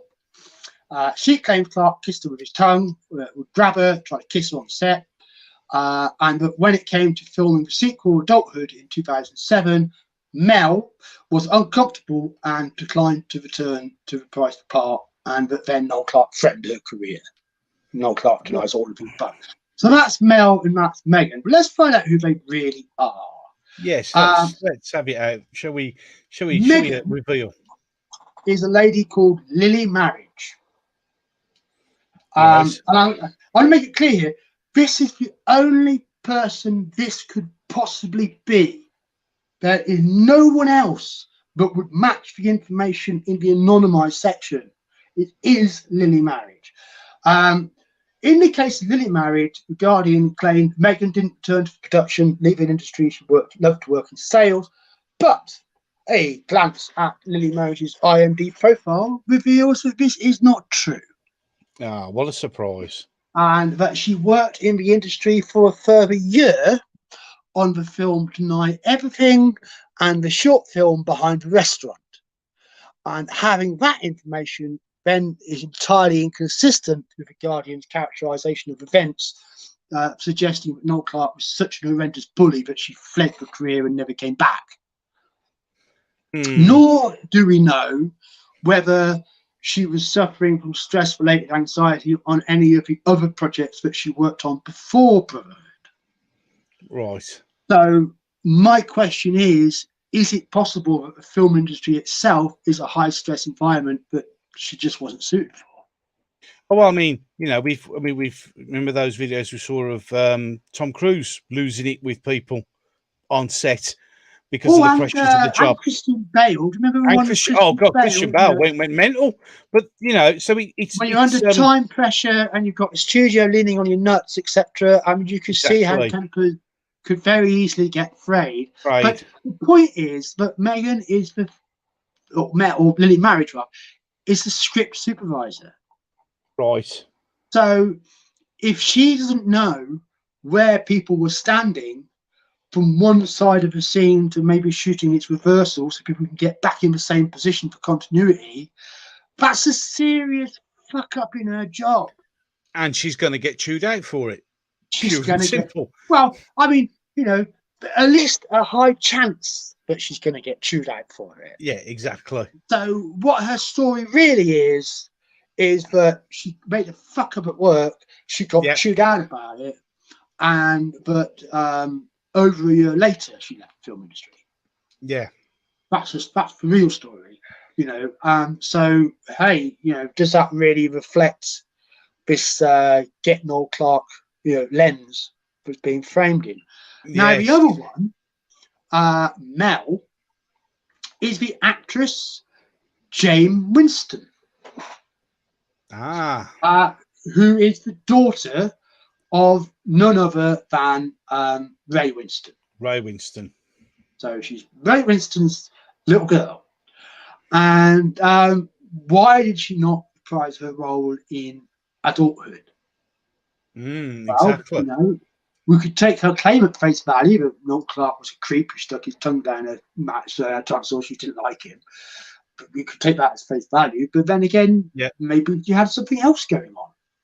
Maybe she thought she was better off trying for a different part in a different movie. Maybe she didn't want to reprise the role. We don't know, but there's lots of other reasons why she might not have appeared in that film. But this is an interesting little snippet. Now that I know it's Jane Winston that I'm looking at, I could investigate other connections between Jane Winston and Noel Clarke. And if she thought Noel Clarke was such a despicable scumbag, why did she do the film Robin Hood Tax in 2010 with him? Exactly. Especially since that was a charity film with no pay. Exactly. Zero pay. So she decided to put up with a man that she couldn't stand, do a charity film for no pay. That doesn't ring true either, does it? Let's be honest. But far more significant is James' connection to a man called Adam Deacon. Who's an actor. Yes. I mean, Deacon is oh God, let's put it in the box called character, because in 2015, Adam Deacon was prosecuted and convicted of harassing Noel Clarke's family by sending them dick pic. I'm sorry, not dick pic, death threat. It's a bit of a difference. I think maybe there was a dick involved in the death threat. I'm not sure. Possible. Anything could have happened. Freudian slip there or something. But but for sending Noel Clarke's family death threats, and he was convicted of that. He also went after his neighbour with a machete. Oh, nice, friendly man. And as a result of that, the court's verdict was compulsory section under the Mental Health Act. Right. Because his defence was cannabis psychosis. Oh, right. Okay. Right. That's Adam Deacon. And I mean, he comes into this a lot more as well. But there is a strong connection between Jane Winston and Adam Deacon. There are loads of pictures of them together being very, very close. Yes. Now, I'm not going to say that Jane Winston was or is Adam Deacon's girlfriend, because I haven't got that. But if you look at them, they are best mates. They're very, very close, because you can see that. Yeah, absolutely. And by hiding that, by anonymizing Jane Winston, the Guardian protected that relationship. Because if it was up front and centre, then that's Adam Deacon's best mate, she'd say anything for it. Yeah. You see, it would have damaged the credibility of the whole article to actually state that Jane Winston was. So that's another one of the key anonymised accusers. So I mean, as I say, the others aren't really worth talking about per se, because it's just tactical stories. But that's the overall shape of what's actually in the Guardian's article. And I mean, the Guardian's information was passed to police as a third-party report. Apparently, well, again, you'd think that would show up. Maybe the Guardian's fibbing about that too. Yes. But if Noel Clarke is a sexual predator, he is the least successful sexual predator there has ever been in the film industry. Absolutely. He's not good at it at all, is he? Let's be honest. In all of this, in all of his accusations and allegations and bum pinches and unwanted kisses and unwanted looks, all of the rest of that stuff, there's nobody saying they had sex with Noel Clarke. Exactly. Not one. Not one. Not one at all. One. Nobody. No. When it came to Harvey Weinstein, the charges were simple: rape. Yep, straight off, no problem. Yeah. Yep. Not here. No, not here. Not here. Yeah. So you may have a case for sexual harassment. If you were to believe all these women and believe everything that we said, you might have a case for a claim of sexual harassment. But that would be it. And by and large, that would be a HR issue before it was a police issue. Oh yeah, you go HR first, definitely. I would think that basic practice would be HR. Yeah. Yeah, well, that would be the logical way to do it. Yeah. The proper way to do it in any case. So when we take that and we step back from that Guardian article, and now we've looked at what's actually being said in it and questioned it, is it any wonder the police didn't find anything to go on? Well, there was nothing. I mean, with the experience of police that I've got, because obviously a couple of my family members are police officers, they need something called evidence. They actually need this thing called evidence. Yeah, they actually need somebody to come into the station and say something. Yes. And they need videos to actually exist. Yeah, exactly. You can't just go into a police station and say, well, him over there did a nasty thing to me. You got any evidence? No, at all. Then they're not even going to even entertain you at all. So it's hardly surprising. I mean, from them to go out, they said there was no way to pursue it. It's because they had zip, nothing at all. Not even one person came to the station and said anything. So, are you surprised the police aren't following it? It's ridiculous. It's so crucial to get out there the fact that no more than 4 women ever went near the police station, and it could in fact have been none. I think that's. Yeah, we could just see what Noel Clarke has said. But if you want to use my investigations as a basis for debunking these allegations, you've got a number between 4 and none. 4 and zip. That's for whatever being said in the press. 4 and none. That's the reality. So let's get into Kaylin Osborne. I'm going to try to speed up because I really want to do Deacon and Fairbanks as well, but we'll just do the best we can here. So Kayle's Guardian journalist. Juicy Osborne is a Guardian journalist and film producer. Kayle's only been on Guardian staff since June 2022. Before that, she was freelance and previously associate editor on the staff of Vice magazine. Osborne is freelance who's had work being in the Daily Mail, Sunday Times, and others, and is known for investigation into the dark side of industries like modelling. What really is so interesting about this is this GQ article. Syrian Kayle and Lucy Osborne, some women genuinely believe their career would be destroyed. The byline on the article is fascinating in itself. Investigative journalism is a dying art, you say? Not for Syrian Kayle and Lucy Osborne. By bringing to light a slew of sexual allegations against a BAFTA winner, they pulled back the curtain on the dark side of the film industry and gave a voice to previously silenced victims. Oh. Very worthy, very notable. Fair enough. Yes. But even though this was November 2021, which makes it 4 months before police announced that there was no investigation going forward and no prospect of charges, no prospect of a case, there's no mention in that byline of obtaining justice through the law. Well, there you go. It's not there. Yeah. Exactly. But what is there? BAFTA winner. BAFTA winner. There it is, right there. So if you want to take what's the motive for writing this article, what's the motive of these journalists, and this is the byline introducing their feature piece, nothing about justice through the law, all about bringing accusations against a BAFTA winner.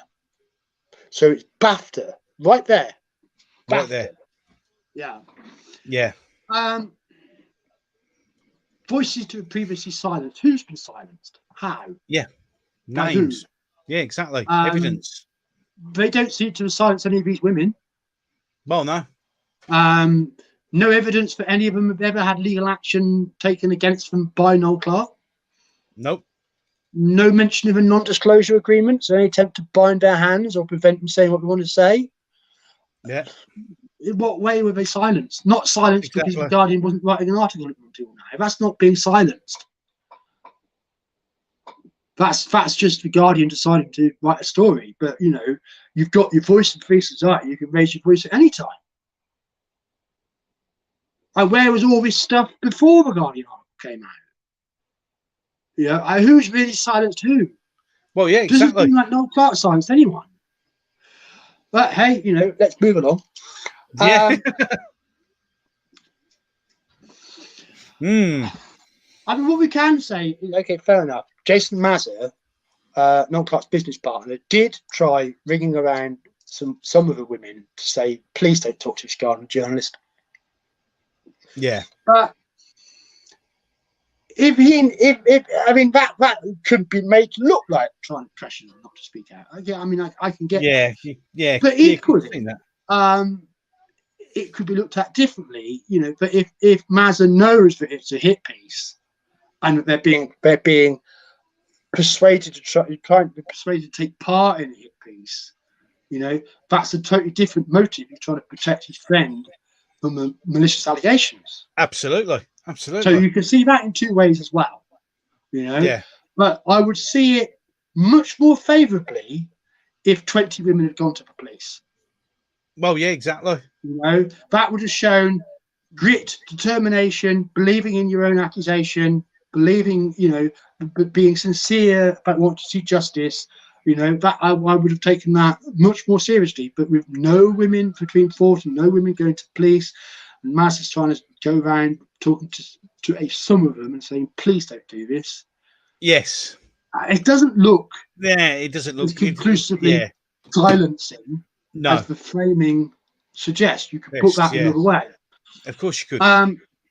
Now, this bizarre opening to this article, where these master level expert journalists, are showing a teenager a dick pic to ask if that's what Snapchat looked like 6 years ago. Why? No. Why would you do it? If you showed a 16-year-old that picture in 2021, they were in primary school. How the hell are they going to know what Snapchat looks like? Know what it looked like. But apparently, this is the example they use for how in-depth and comprehensive and brilliant their investigation and reporting is. Now, look, I'm a complete amateur, right? I don't think I'd be showing dick pics to teenagers. No, that's like 6 years ago. I really don't. In fact, Google Snapchat 2015. Exactly. Jesus Christ. It's not. I mean, even that I think it was something like 40 million hits. Yeah, you'd have a tech expert. You would have including plenty of pictures of what a DM would look like. Exactly. And you would have a tech expert. You wouldn't need that anyway, because as Chat said earlier, metadata. So this is just a load of rubbish. It is. Right at the start of the article. And the only reason is to throw that allegation about a dick pic out there again. That's the only reason. Yeah, that's it. Now, they then go on to describe the investigation as a sprint, not a marathon. Right. Okay. Right, okay. And they only had 3.5 weeks to put the story together. Right. Why? If it was something this important, you'd want to take your time to get it right. Why couldn't this have been released in May or June? Exactly. Why did it have to be out by the end of April? Yeah. Who imposed that deadline? Yeah, exactly. And why were these journalists then cobbling together a half-baked article? Yeah, a very half-baked article, to be fair. Why? Well, one reason is that if it ran outside the end of the month, the public memory of Noel Clarke winning that Lifetime BAFTA award would become significantly diminished. Exactly. So if the purpose is to cancel Noel Clarke's BAFTA, then a sprint, not a marathon, makes perfect sense. And that's exactly what Lee said in the chat. If the motive was to get Noel Clarke prosecuted for sexual predation, it makes no sense at all to rush. No. This was done. As I said, Lee said the same thing. It was done on purpose to time it perfectly with the BAFTAs. Yeah, absolutely perfect. At least get the news cycle before the month went out. Yeah, absolutely. Exactly. It was, and that's what's the biggest thing here is when you stop and look and pay attention. The timing is almost impeccable about how everything came out at all exactly the right moment in time. It's just the next bit from this GQ article is a real gem, right? Listen to this. Just 3 days before Clarke accepted the BAFTA award, Cale and Osborne received a phone call from Lewis, which I think is the Guardian editor. Right. He wanted them to follow up on a tip that had come in via a Guardian feature editor who had once interviewed the source in the past. Now, look. Look, if you took the last part of that, if you put full stop, he wanted them to follow up on a tip that had come in via a Guardian feature editor, full stop. But they didn't stop there. This was a fluff piece about how wonderful these journalists are in GQ magazine, so their mouths kept flapping.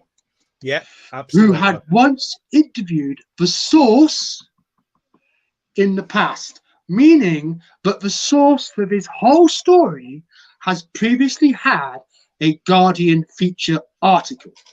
Exactly. Now, I could take every name that I've identified to this point. None of them have ever had a Guardian feature article. Right. But there is one person who has. Oh, and who would Adam that be? Deacon. Ah, good old Adam Deacon again. Adam Deacon. He had a full-on Guardian fluff piece feature article in 2017. Now, it's not conclusive because I don't know if it was identities. Perhaps there's somebody else involved.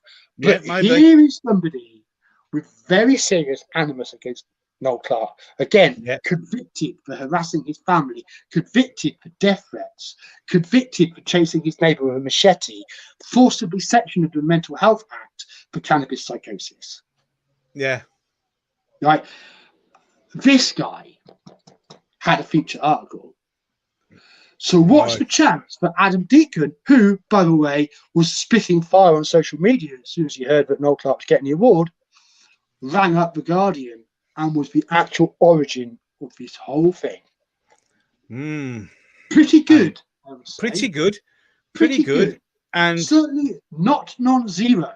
Not there. So to me, investigating that looks a lot like Kate and Osborne couldn't keep their egos in check and gave away something they really shouldn't have. Yeah, they ran their mouth off. But then these are the same journalists who were so incompetent they nominalised 6 women's identity and allowed 2 of them to be identified easily. Yeah, very easily. Right, so maybe we shouldn't be surprised, but they're not quite as with it as you might expect a journalist to be. I mean, that's just devastating, really, isn't it? None of them have ever had a feature article. No. I mean, if that is how it is, it makes it even worse that all this has been literally done down to one man's vendetta. Possibly. That's possible. And that, if it is, that is disgusting and terrible. That's horrible. Absolutely horrible. Especially if the Guardian... I do want to talk about Deacon, but I'm going to polish off just these points about these journalists. Another interesting quote from Osborne: in the previous story about sexual abuse in the modelling industry, it took me 2 years to get enough women to go on the record. In this case, there were just so many stories, and it was pretty clear there was something really important that needed to be looked into further. Okay. So when she was doing her job properly, she spent 2 years verifying women's credibility to get them to go on the record. Yeah. Right. When she was doing this, 2 years. 3.5 weeks. Wow. Amazing. I think that says a lot about the credibility of investigation, don't you? Yeah, it says volumes. Absolute volumes. I also, what does she mean by enough women? I mean, could you only accuse somebody of sexual predation if you've got a certain number of women? What's 4, 5? How many do you need? What's the threshold? What's the threshold? You know what I mean? One's enough. One. You know what I mean? Credible accuser is more than enough, and to evidence that, Virginia Guthrie, Prince Andrew. Exactly. One. Right, so one single I'm person. not buying that at all. No. But even so, how did they do that? Was that a minor miracle of some kind? That was just unbelievable. They just got so lucky, these accusations just poured at them. They couldn't believe it. Oh my God, there's so many stories. Yet in all the time since, more stories. Not a single and thing. no more serious stories. Nope. But hey, in those 3.5 weeks, a miracle went down, and Osborne and Cale managed to find 20 women. Amazing. I've got another possible explanation, which is that somebody with an agenda against Noel Clarke got the Guardian invested in this, and then fed the Guardian more people with agendas against Noel Clarke. Yes. That makes a lot more sense to me. Well, that would explain the sudden surge of people coming forward, wouldn't it? And we know we've got Gina Powell, telling tales about Noel Clarke behind the scenes for at least 5 years. Yeah. So it probably wouldn't have been too hard. No, not to really. suddenly find a lot of accusers, Well, yeah, it doesn't. I mean, we've seen it. We've seen it before, haven't we? How many times one accuser comes forward and then the floodgates open and everybody comes out forward. There's a clear track record for things like that to happen, where everybody just suddenly appears out of nowhere. My question is, did people with an agenda, motivated by that BAFTA award, feed other people with agendas, and therefore Osborne, Kale, and the Guardian were made fools of? Possible. Or were Osborne and Kale quite comfortable with that for the reward of a career boost, being credited with the scoop? Yeah. I don't know, but it's got. We don't know because I think we'll never really truly know, will we? Oh, and another thing here. Yeah. When the article was published in April 2021, it very strongly gives the impression that every accuser is going to police. Yes, it does, very much so. Now, is that what Osborne and Kale believed at the time? Were they taken for a ride? Were they told, we're all going to go to police, honest, pinky swear?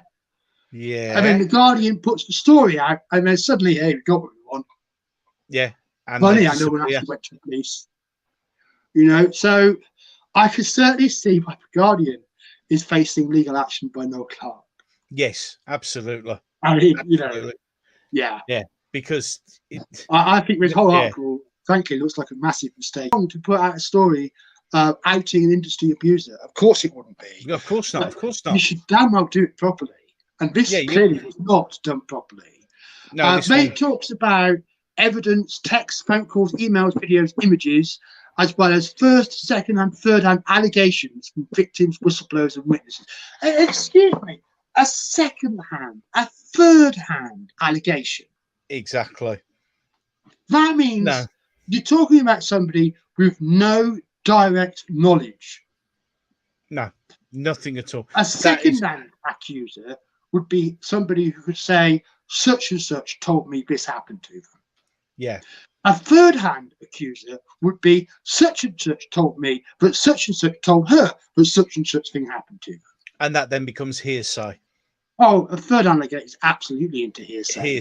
Hearsay, and that's just nothing. I think you could perhaps, a second-hand witness, because how could you accuse somebody of something you don't know they did? Exactly. A second-hand witness could be valid, because you could say, yes, I was present when such and such told me that this such and such thing had happened to you. That could be relevant. Yeah, I grant you that. But third-hand? Third-hand. And in what way is that a whistleblower? No, it's not. It's not. No. I mean, no. Look, what? Well, I mean, the thing is, you just look at it in your own personal life. Somebody comes up to you and says, my mate said that my friend said this to this friend to that. You just go, yeah, and? Because it's not provable. It's Chinese whispers. Okay. Text, emails, images, that's straightforward enough. Yep, of course. Phone recordings. Yep. Made legally? Well, exactly. Because therefore potentially inadmissible in court anyway. Well, it would be, because unless you actually say you're going to record the conversation, then it's inadmissible. It's what's the word for it? Leading somebody into something. Oh God. No, my brain. Well, moving on, because I haven't got the time. Yeah, it's gone. No, it's gone. But video? What video? Well, yeah. But nowhere in the Guardian article categorically states we saw video. No. Right, there's an allegation of a video, but no one can actually say they've seen, apart from apparently Gina Powell. Yeah. Apparently. That's certainly not the Guardian's not seen it. Nope. So what video are you talking about? I mean, if they had, you'd have had stills. You'd have had pictures of it. Yeah, I mean, and again, all they'd have to do is evidence that video existed. Noel Clarke would have been done, man. Oh, that'd be finished, and we would be having this conversation. But they didn't do it because they couldn't do it. Because it didn't exist. Clearly, it didn't exist. Another part of this. Kale makes another claim in the GQ article. One thing that did come up quite a lot was the accuser's fears around race and the idea of speaking out publicly about a black man from a working class background. What? What's that got to do with anything? Well, apparently, being black and working class is in some way intimidating. I don't know why. I don't know why they say that. No. But I don't want to be seen to be accusing a black man. Well, I don't want to be seen to be accusing a black man who's made it good from the humble beginnings. Is that what they're really saying? Well, if you've been abused, like you said you've been abused, surely that's all that matters. The fact that you've been abused and that person should be held accountable. It's irrelevant. Doesn't matter what their skin colour is. No, doesn't matter what their social class is. A crime is a crime. A crime is a crime. It's that simple. Oh, nah. I don't buy that either. The Guardian's always talking about racism in society and how terribly racist our society is.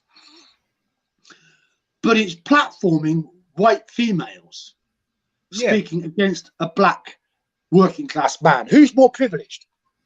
Well, yeah. By the rules of intersectionality, who's more privileged? Yeah, exactly. It ain't Noel Clarke. No, exactly. It just isn't. So perhaps it's actually the reverse. Yes. And it's Noel Clarke's skin colour and social background that made him more vulnerable. Yes. Not less. Yeah. Perhaps it's actually the reverse. Certainly, Sophia Miles has clearly said in public that she feels racism and prejudice is a factor in how Clarke has been treated by both the industry and the press. But just for the sheer cheek of it, Kale then turns around and tries to claim that same race privilege for the accusers, opining that most victims are women of colour. Are they? Are they? The named accusers certainly aren't. No, they certainly don't. The majority of them are white women. Yeah. Right? The industry is still dominated by white actors and white staff. Yeah. Yes. I mean, the accusers are overwhelmingly white. So where are these women of colour that Kale is claiming she's representing? Well, if they exist, Kale herself has hidden them. Yep. And why? Why would she hide them? Oh. Near the end of the article, Hannah Flint, the writer of the GQ article, says, "But hard work certainly paid off. Clarke's career has been irreparably damaged. The fallout has forced a reckoning with the UK film and TV industry to address the blind spots that breed toxic workplace behaviour." Again, no mention of the law. No mention of justice through the law. But hey, everybody, it paid off. Noel Clarke's career has been irreparably damaged. Hooray! Yeah, that's at best, strange, it's terrible. It's horrible. It is strange, but I mean, what is making clear is that people got what they wanted. Yeah. The accusers got what they wanted. The journalists got what they wanted. Yeah, clearly. Yeah. Great for everybody. Win-win all round, including people who want reform in the industry, because reform means monitoring systems, which means organisation, which means funding, which means profit for somebody. Yeah, somebody's making money somewhere. So someone was doing quite well at reforming the industry, and Osborne and Crowell's careers, brilliant. Just a shame for Noel Clarke. Yeah, it's like it makes it feel like he was just an expendable pawn, and that makes it even worse. That makes it even worse that he was. Yeah. Oh, I don't know how Noel has kept himself going the way he has. To be fair, because the more you look into it, it's just disgusting, absolutely disgusting what's happened to him. It really is. It's terrible, and the more you look into it, the worse it gets. It's like it doesn't get any better. No, it certainly doesn't get any more credible. No, it's just Okay, well, look, we are about to hit 2 hours. 2 hours, and I think that I cannot go into. I can't go over all of it. There's still too much. There's loads. I'm currently on page 16 of 29 in my original Word draft for this. So, I mean, one of the things I will say to people is that I will be breaking this down into smaller, more digestible chunks. Yeah. In the next couple of weeks, because I know that a 16,000 word report is not the most effective way to get this information seen. So I will be making action about that. And hey, guess what, gang? Read the article. Yes. Read the article. But I will just talk about one more guy. I won't talk about Adam Deacon, even though people really should look at Adam Deacon, and they really should look at the feature article in The Guardian about Adam Deacon in 2017. He's linked to the sources for the investigation article, and because it requires you to make a decision. You are going to have to decide which Adam Deacon is the real Adam Deacon. Right. Yeah, I'll leave that at that. But I want to talk about another man who I barely came across at all, and it only happened because of another cock up in The Guardian. Yay, well done. This is a guy called Davy Fairbanks. Right. And on March 28th, 2022, in the immediate aftermath of the police saying we aren't taking this any further, there was an article, women's rights activists dismayed by Met refusal to investigate Noel Clarke. Right. And this is the bit that caught my interest. However, it is understood that at least 5 individuals contacted the police. We cover about that. It appears unlikely to report these charges. Davy Fairbanks, one of the 5. Oh, right, okay. So one of the people who the Guardian understands went to police is a man. Right. Well, quoting from this March 28th article, who worked with Clarke on the film Legacy. Does that ring a bell? Yeah, Legacy, Naked Audition. Yeah, absolutely. Shareholder in production company Unstoppable Entertainment. Right. And he claims to have contacted the police. Fairbanks alleges he did not hear back from the Met after providing his statement. I can't imagine what these women are thinking, said Fairbanks. These women need to be heard, and that hasn't happened. Right, okay. Okay, yeah, whatever. Who is David Fairbanks? Why is he involved in this? And why is he making accusations against Noel Clarke? Accusations which, by the way, are completely undisclosed. Yeah. Yeah. There's nothing been said there to say what his accusations against Clarke are. Right. And that means that there's no evidence that what he had to clear about police about anything to do with sexual predation at all. Right. No. Yeah. Okay. What's going on there? Yeah, exactly. But if you go to IMDb, we find out that he was writer and director of Legacy. Right. Therefore, he had to have been in the room when Johanna James was giving her naked audition. He had to be. Yeah, absolutely. Right. Well, yeah, of course. Yeah. So if that was filmed, he would have to know. Of course he would. Of course he would. And if that was filmed, he is equally liable, equally culpable. Because he was there. Right. So, but Fairbanks does not go on the record and talk about this naked video at all.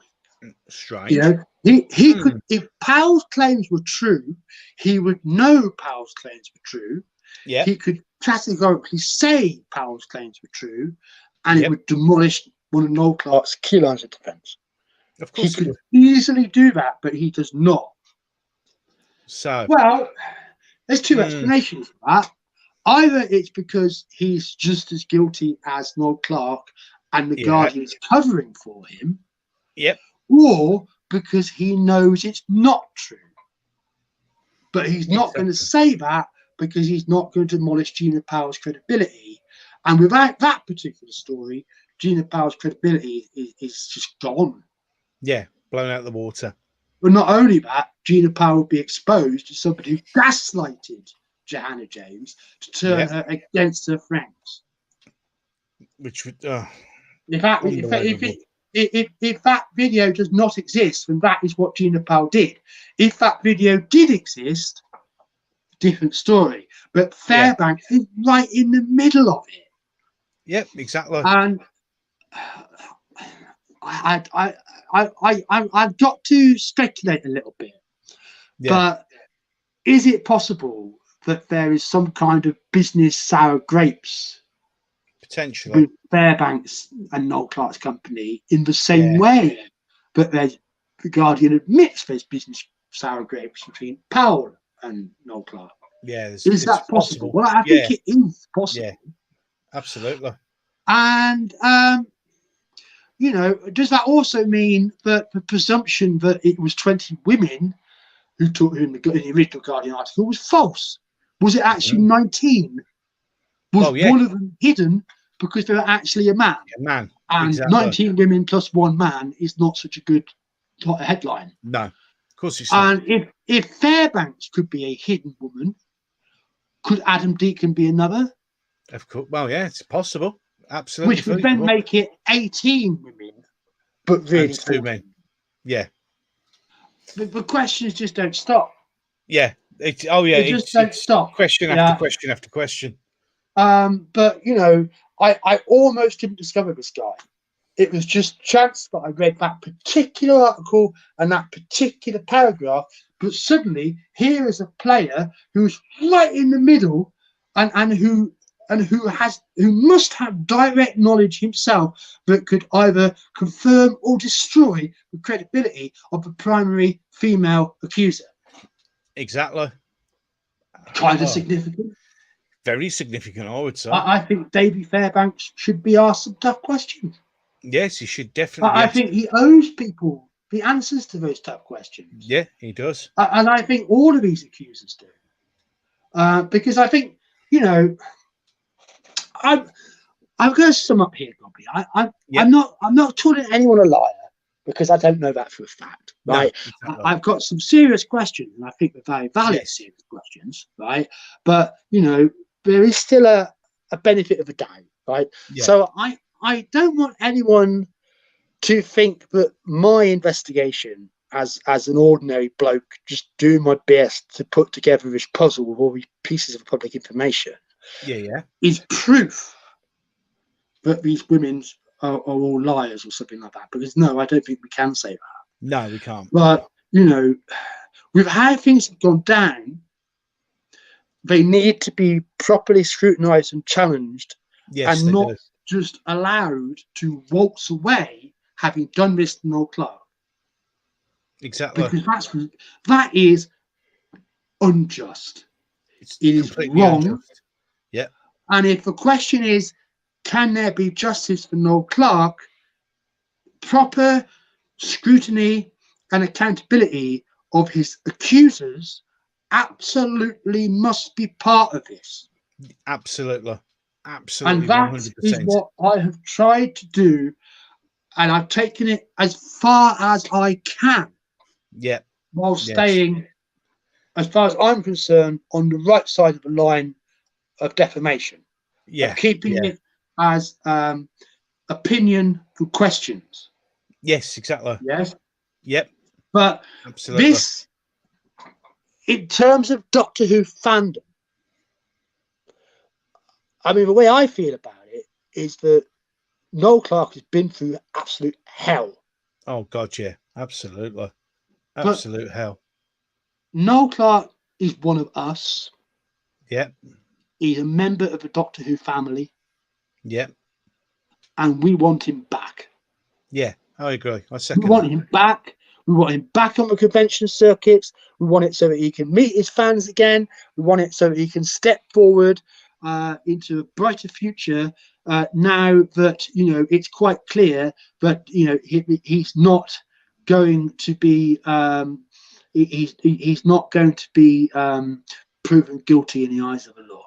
No, exactly. He But when you look at these questions, when you look at these statements, you look at these accusations, you look at the accusers themselves, it's just not good enough to say, believe all women and let Noel Clarke's life be a waste. Completely destroyed. The rest of his life. It's just not good enough. It's not acceptable. And, anybody who thinks like that, oh my God, I hope that they never face a false allegation of anything in their lives, because by God, that would be karma. Yeah, it would. If they care so little about fairness and justice, but they're going to throw a man on a scrap heap based on a bunch of say-so that hasn't been stood up, well, good luck, mate. Yeah. Because here's a fact. In 2021 alone, there were over 187,000 allegations of sex crimes. Yeah. 187,000. That's a big number. If just 1% of that were malicious accusations, that's close to 2,000. That's close to 2,000 people falsely accused in 1 year alone. That's terrible. And of course, innocent people get prosecuted by the Crown. Yep. That is the process by which they prove they are innocent. Yep. Exactly. Yeah. So, it's not that being innocent doesn't protect you from prosecution, but I mean, if you are facing a trial situation, at least you have a chance to categorically clear your name. And that's been denied tonight. And that's it has. Wrong. Yeah. But there's further research that suggests that that speculation is 1% of false, but in fact, there's academic research that suggests the real level of false reports could be anywhere between 2 to 8%. It's a lot of people. Well, that's between 4,000 to 16,000 people falsely accused in 1 year alone. Who've been put through hell.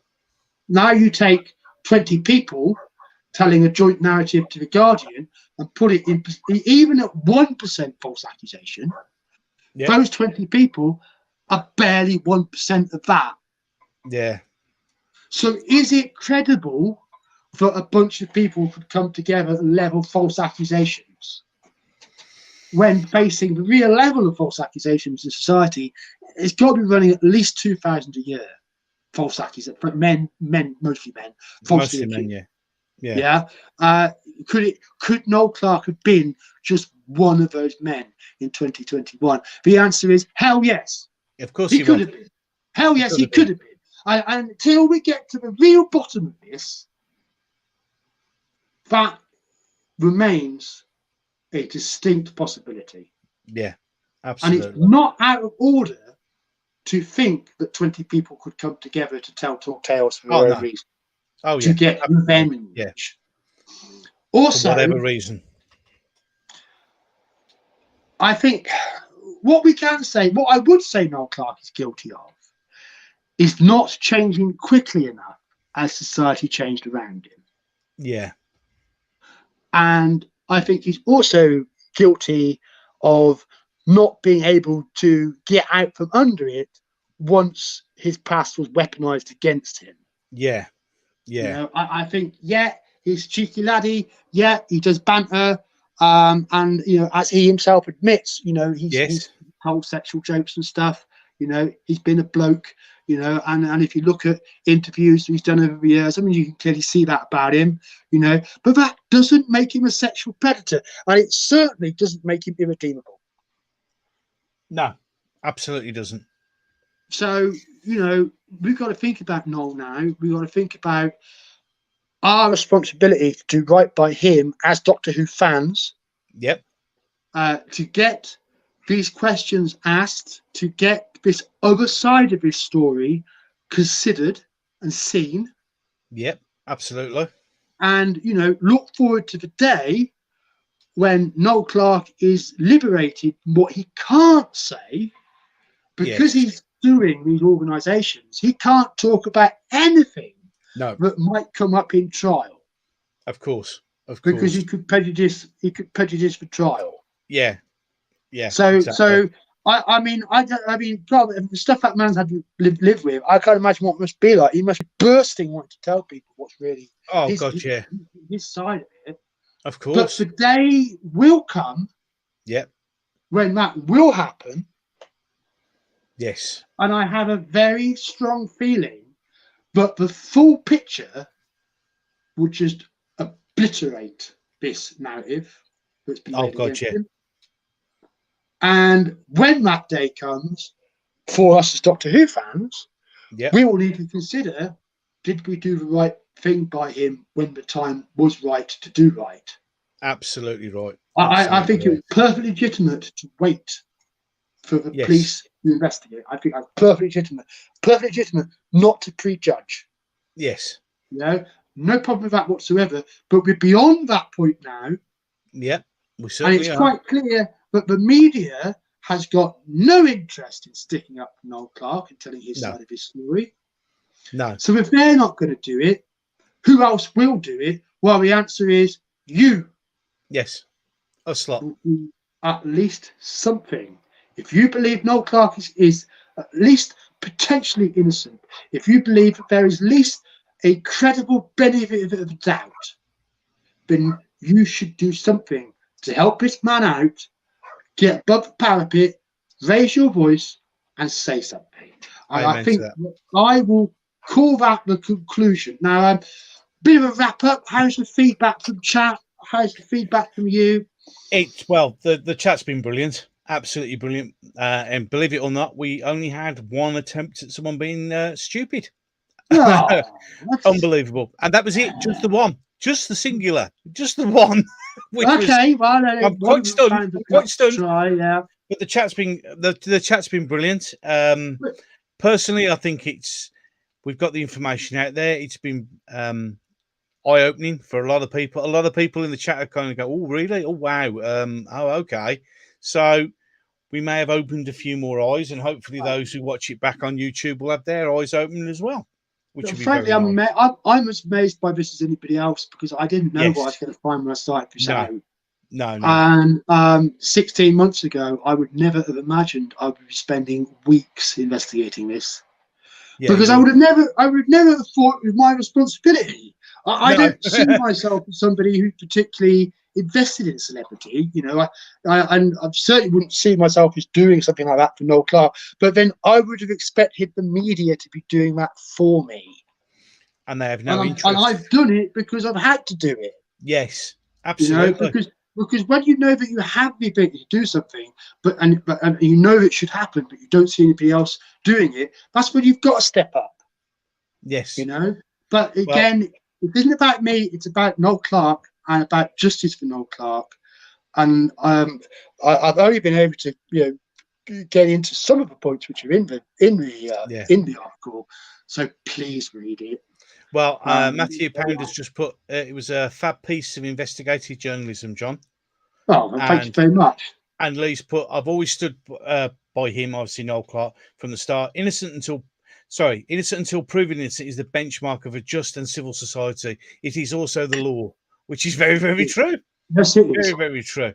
So yeah, it's chat wise, it's gone really, really well, mate. It's gone absolutely fantastic. We've had next to no problems. So, hey, no drama. Don't we love it? I thank you everybody for listening in, and it's been a pleasure to talk to you all. Yes, it's been fantastic. And before we go, John, I've let Noel know. You'll know what I mean. Yes. For the TARDIS Zone, he's sent you an email, so you should be able to get that sorted out. And that's because John's going to be on the TARDIS Zone at 8:00 tonight. Yes, I am. I'm having a busy day today. You certainly are. You certainly are.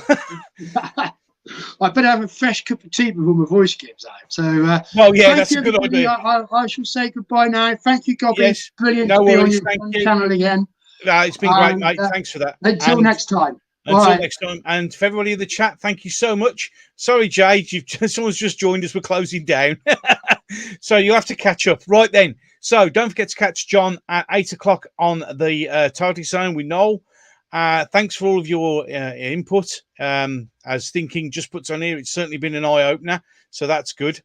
And I look forward to being back live very, very shortly. If you're watching this back on YouTube, thanks for taking the time. And with that, I shall bring it to a close. Thank you all once again. Thank you, John. And I look forward to. Thank you, Gobby. Bye bye all. See everyone. Bye bye.